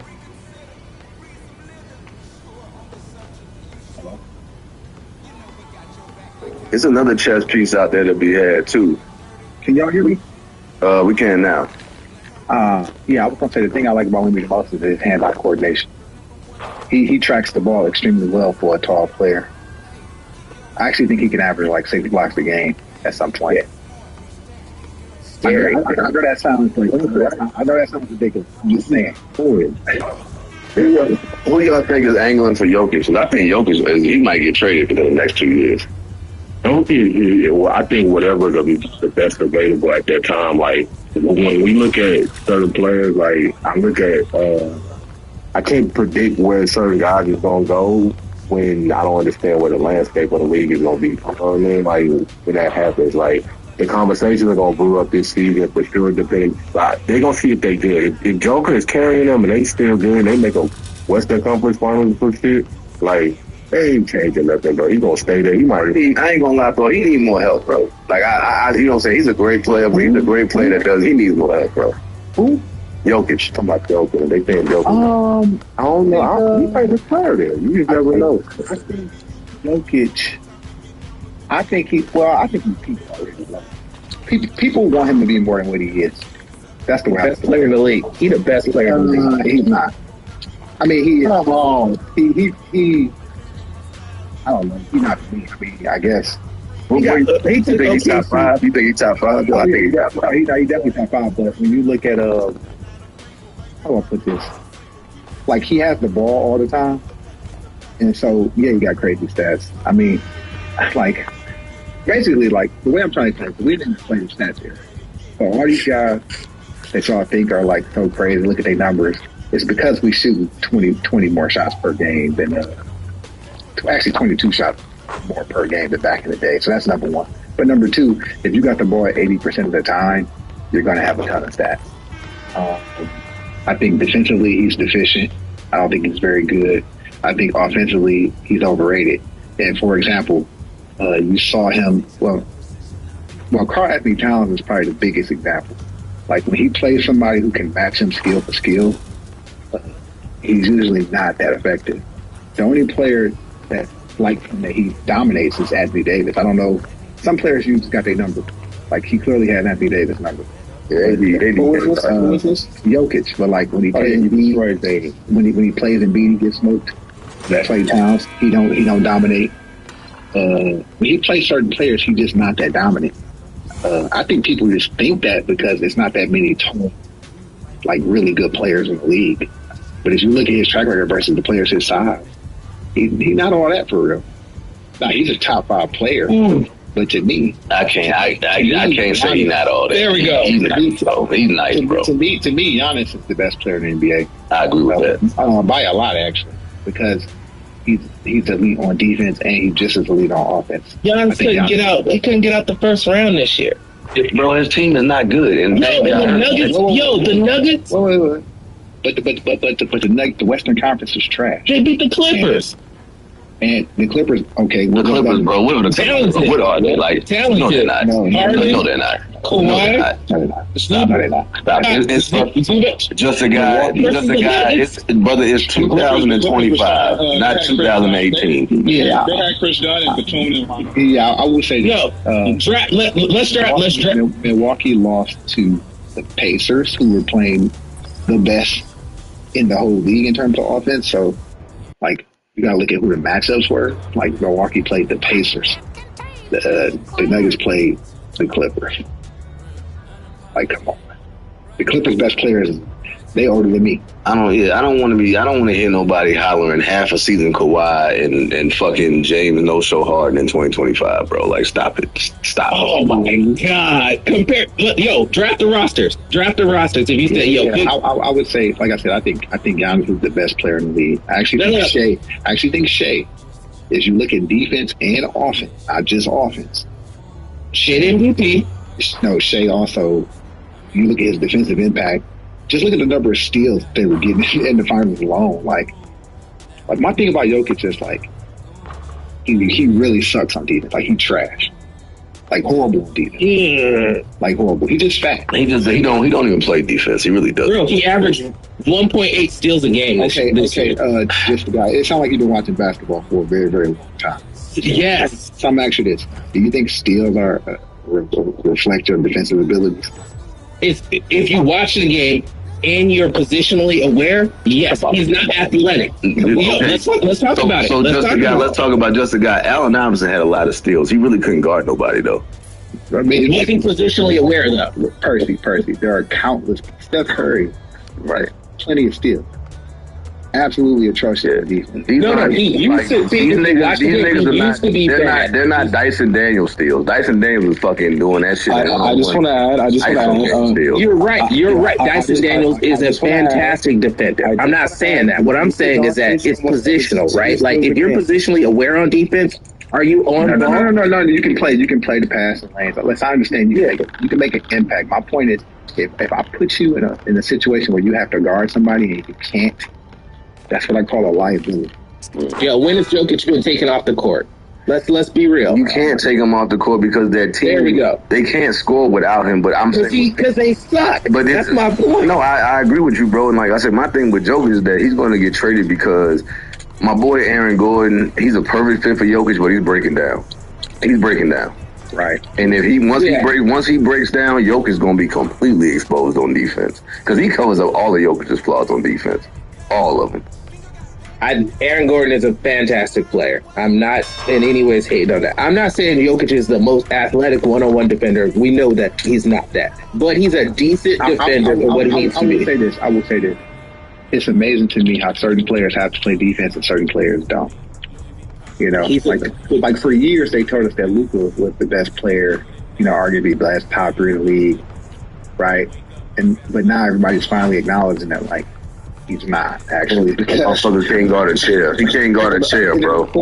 Like he puts us in a position where we're probably going to lose if we play the best team, right? So, my point is like Jokic, he's great, but when you start comparing him to like the actual greatest players that ever played the game, like he doesn't stack up. He doesn't. Listen, his stats stack up, but you got to realize the era. Listen, all these guys have crazy stats. Like all the top players have crazy stats today.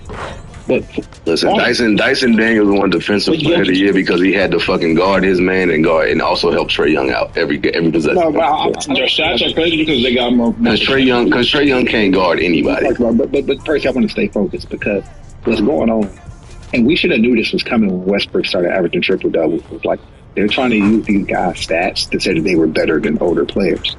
But if you gave Michael Jordan 120 possessions or whatever it is. 104 possessions, whatever it is. They had like 95 possessions. He averaged 40. He would average 40 a game. He averaged 40.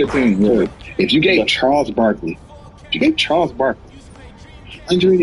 shot, whatever, bro, he'd average 17, 18 rebounds. Olajuwon. Give Olajuwon that many more possessions. I agree. Dennis Rodman would average like 24 rebounds a game. Matter of fact, bro, I was gonna say this: give Shaq 22 more possessions. Bro. Shaq would drop probably 40 a game, bro.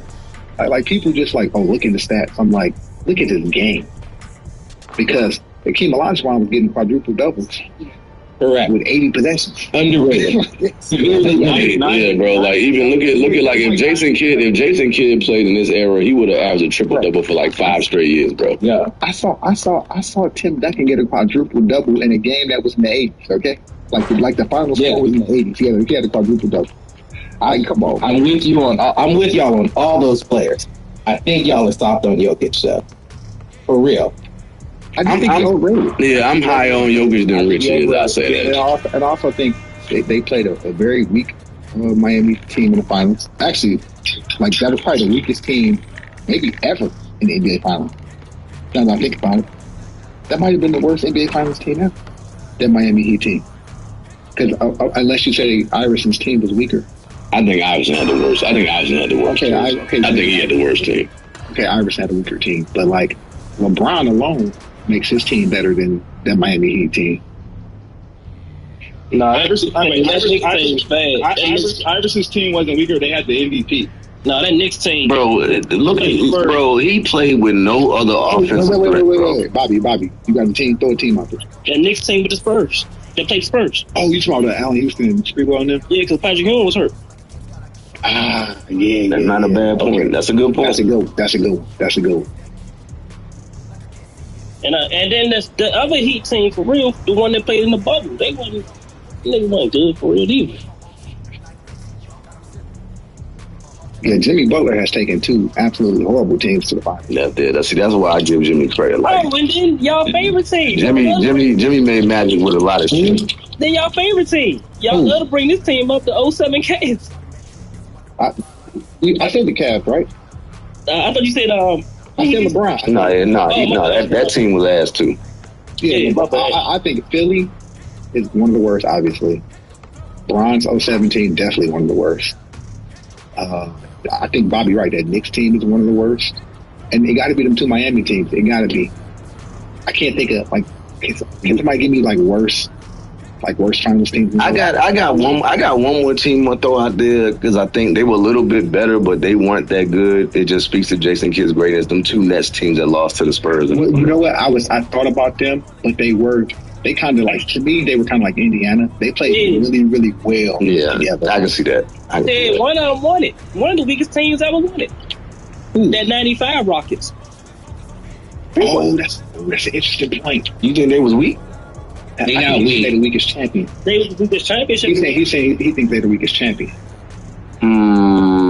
That team, Hakeem. Nah, any team with Hakeem on it. That team they had a deep roster. I watched that in real time. They weren't good. You don't think that? I actually think Denver. I think Jokic's team is the weakest champion. Yeah, that team wasn't that good. Well, yeah, damn, yeah.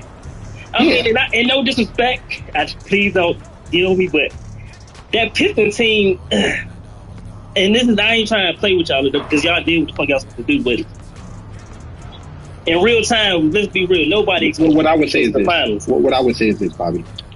You could say, maybe that's one of the weakest teams. They beat Shaq, Kobe, Malone, Peyton, Aaron. That's why I can't. That's why I'm on the fence. Like I don't want to say, but in real time, we all know nobody expected them even. They weren't supposed to make it out the conference finals. Well, it's funny because T-Mac is talking all that mess. Yeah. And I made the point. The whole reason that the Pistons run even exists is because T-Mac couldn't get the job done. Yeah, it was a choke job. Choke artist. He was a choke artist. He was. I ain't gonna lie. A team like he said, I didn't have opportunity. To me, the biggest underachieving team from that era was that Ray Allen, Glenn Robinson Bucks team. They should have won this. I think they should have won for one. I think they had talent, bro. They got somewhat shafted in that game 6. Was it game 6 against Philly? They got robbed by Philly. When the refs called all those fouls, what game was that? I think it was 5 or 6. I think maybe 5 or 6. I think it was 6. That was a rough situation. It's just, to me, you got prime, you got peak rate. To me, you got the real Ray Allen. You got Big Dog. You had Tim Thomas. You had a serviceable center in Irvin Johnson, and you had a quality point guard. It still was Sam Cassell. The most underachieving was the Raptors team. Nah, them teams weren't that good though. Nah, them Raptors teams weren't that good, bro. I say that LeBron awesome. Oh, that Toronto team. Yeah, not the Rosen teams. No, I'm talking about. They had Charles Oakley. Charles Oakley, old ass, was still starting at power forward for that team. He was fucking washed. And they still took wasn't bro, 7 games. Bro, Alvin Williams was their starting point guard. Alvin Williams, nigga. Shout out Alvin Williams. You had fucking Aaron McKee on the other team. Yeah, but I think what's going on is the NBA is very much interested in parity. And so they're trying to create the circumstances where more not so good teams can win the championship. And I think Jokic is the beneficiary of that. I think Giannis is the beneficiary of that. I think this is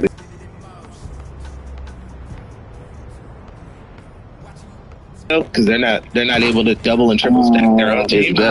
It's better now. Okay, I'll put it like this: that Lakers team that Denver beat to go to the Western Conference, that is the worst Lakers team I've ever seen in a Western Conference Finals. Like, that team was not good at all. As a matter of fact, they won the IST though.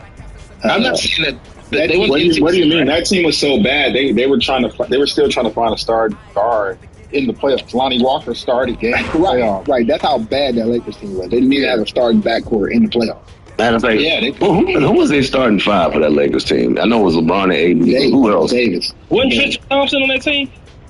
I'm trying to think who was the other three starters?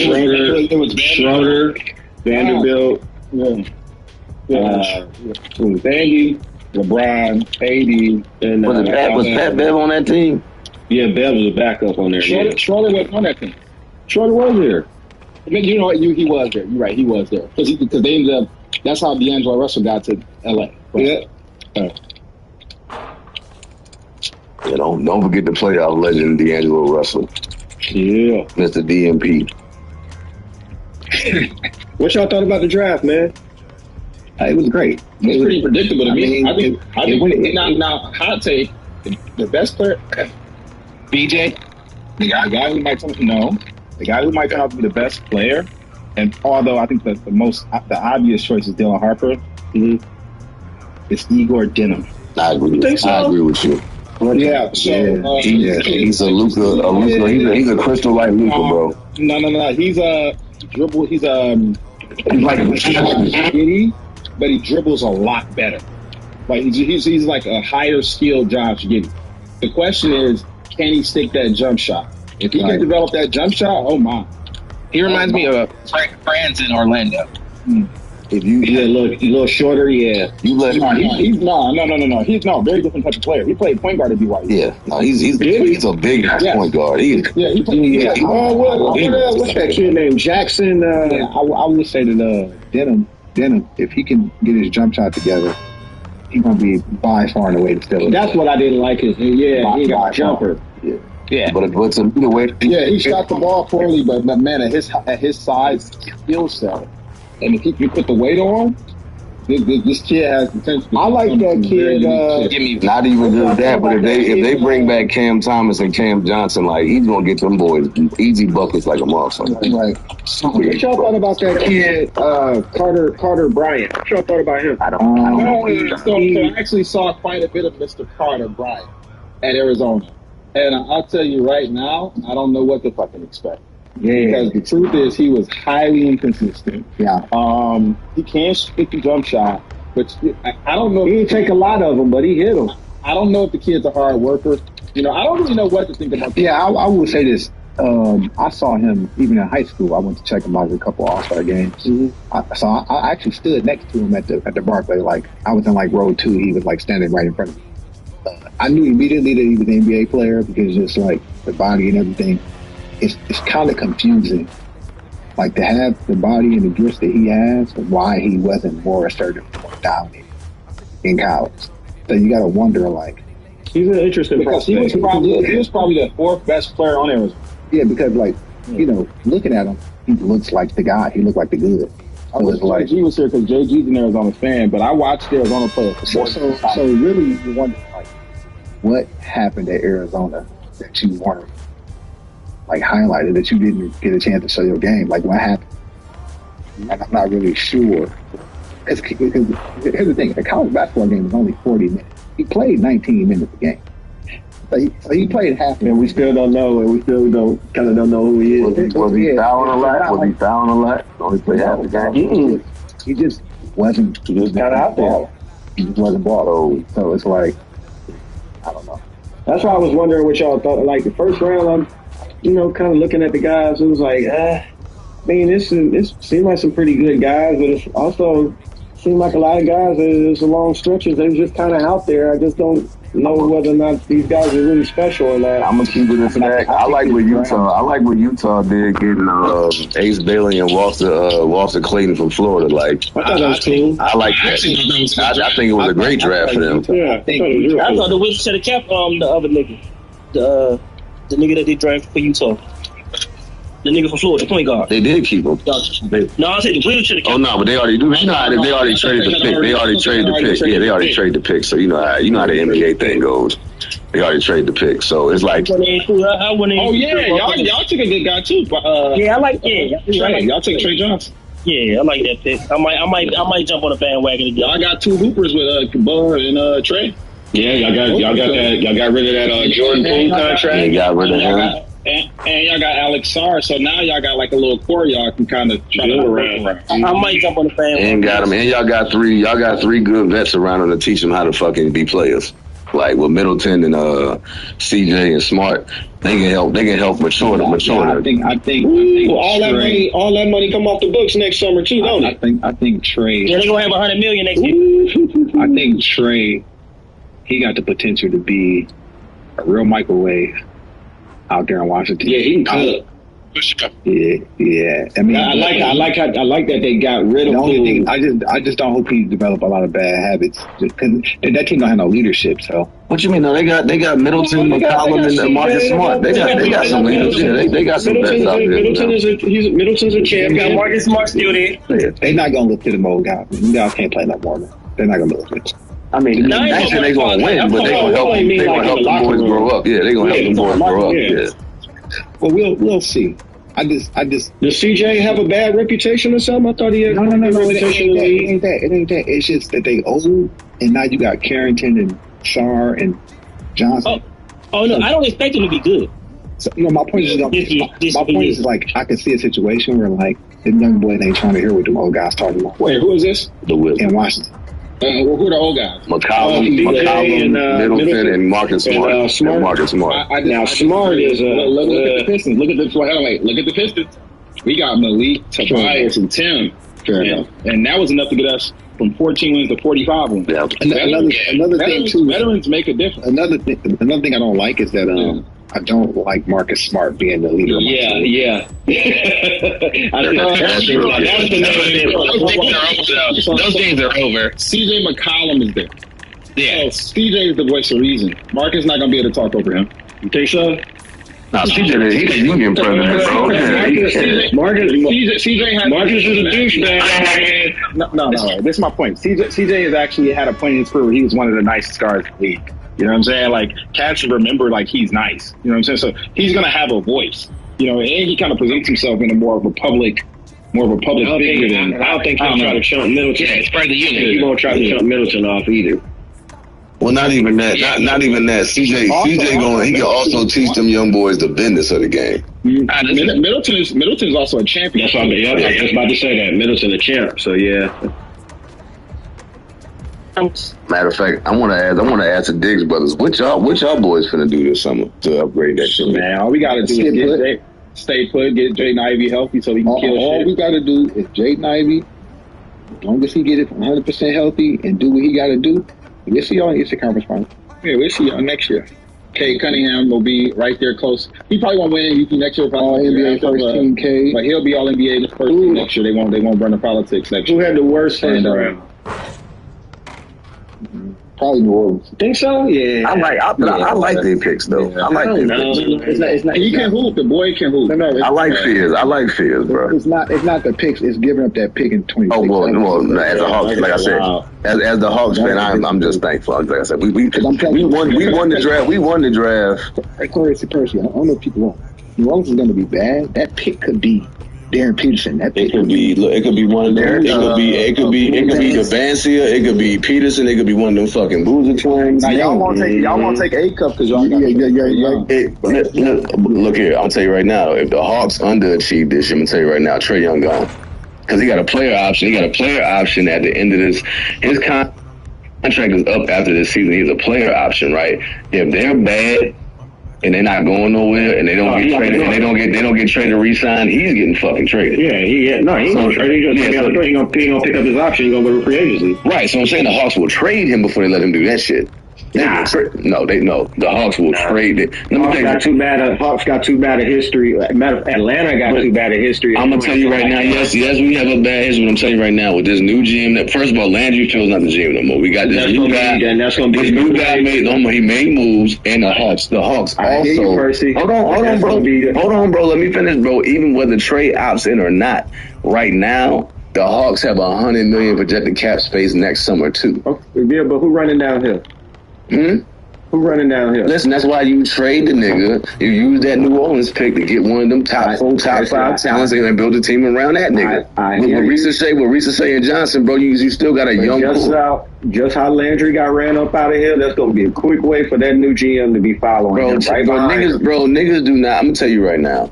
Niggas they like Trae Young, but Trae Young is not an Atlanta legend, bro. He's not a legend. He's not a nigga that can go and niggas won't try. That has nothing to do with it. It has nothing to do with it. What it has to do with is that Atlanta has a long history of getting fleeced for franchise players. And nobody wants to be that next guy to do this shit again. Nobody wants to be the guy. Look, as a Lakers fan, I hear the shit here too. Nobody wants to be the nigga that end up getting Trae over there to fucking Los Angeles. Now that's not happening Now that's not happening anymore. Now that Luka there, but at the same time, nobody wants to be the person where Trae end up in fucking New York. You tell me what's worse.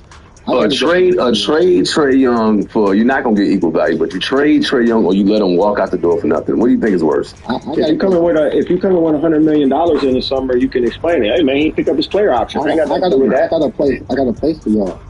The Trae Young might end up that people not paying attention to. They cleaning their books right now to start over. Who, Dallas? No, Phoenix? Boston.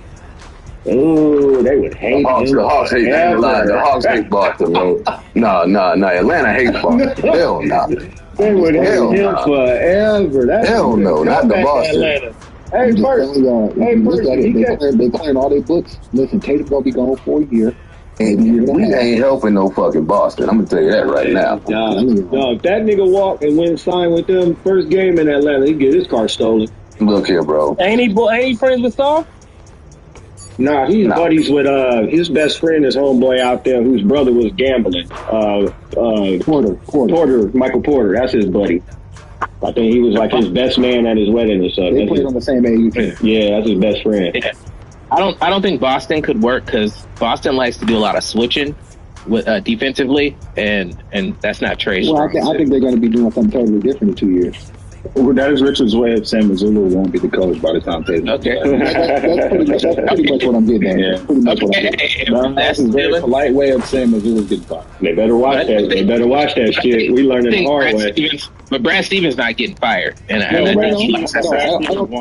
think Stevens. My point is, I think Boston is going to be a totally different looking Boston in 24 months. Okay. What do you think Jaylen Brown going with? I'm not sure. I feel like that's what we lose. I feel like unless somebody offers something crazy, they're gonna give him one. He gonna get to do his own thing next year. Just go out there and see what you can do. But I think if somebody offered the right package, he out of there too. I don't know where though. Hell yeah, $57 million. Get that off your books. I think Memphis trying to angle for him. Brooklyn might be a landing spot for Brown. For who? Brooklyn. For who? Jaylen Brown. Oh, Jaylen. Yeah, Brooklyn. I mean, you got to think about it from Jaylen Brown's perspective. He already be a trade though. Ain't he under contract till like 2029 or something? Yeah, he down. Yeah. But see, I like Jaylen in San Antonio. You got to look at this though. No, it's definitely not happening. But you got to look at it like this from Jaylen Brown perspective. He already got his championship. Now, if you the Brooklyn, and you already got the Supermax. Yeah, if you the Brooklyn Nets, like all their plans have failed. Like getting into the lottery, failed. Trying to get Dylan Harper, failed. Everything they wanted to do has failed. They collected all picks. They're very close to being desperate. They are the worst ran team other than Portland in the fucking league. But see, Rich and Ray. Remember we was having that conversation about hoarding draft picks? Like this is shit I was talking about. Like, and then you end up not getting what you want. Now you got to keep drafting all these other young players. You already got these other young players. The last two drafts, you still ain't developed. I mean, if it was me and that was my game plan, I would be sick today. Yeah, I wouldn't even want to come out the house today. Yeah. It's like, man, everything that we planned to do did not nothing. None of it worked, and now we got to develop this foreign kid. It's they in a tough spot, man. What's up with Giannis? Is he still in play for San Antonio? I don't think he's looking at Brooklyn no more. I think he's done looking at Brooklyn. They don't have nothing.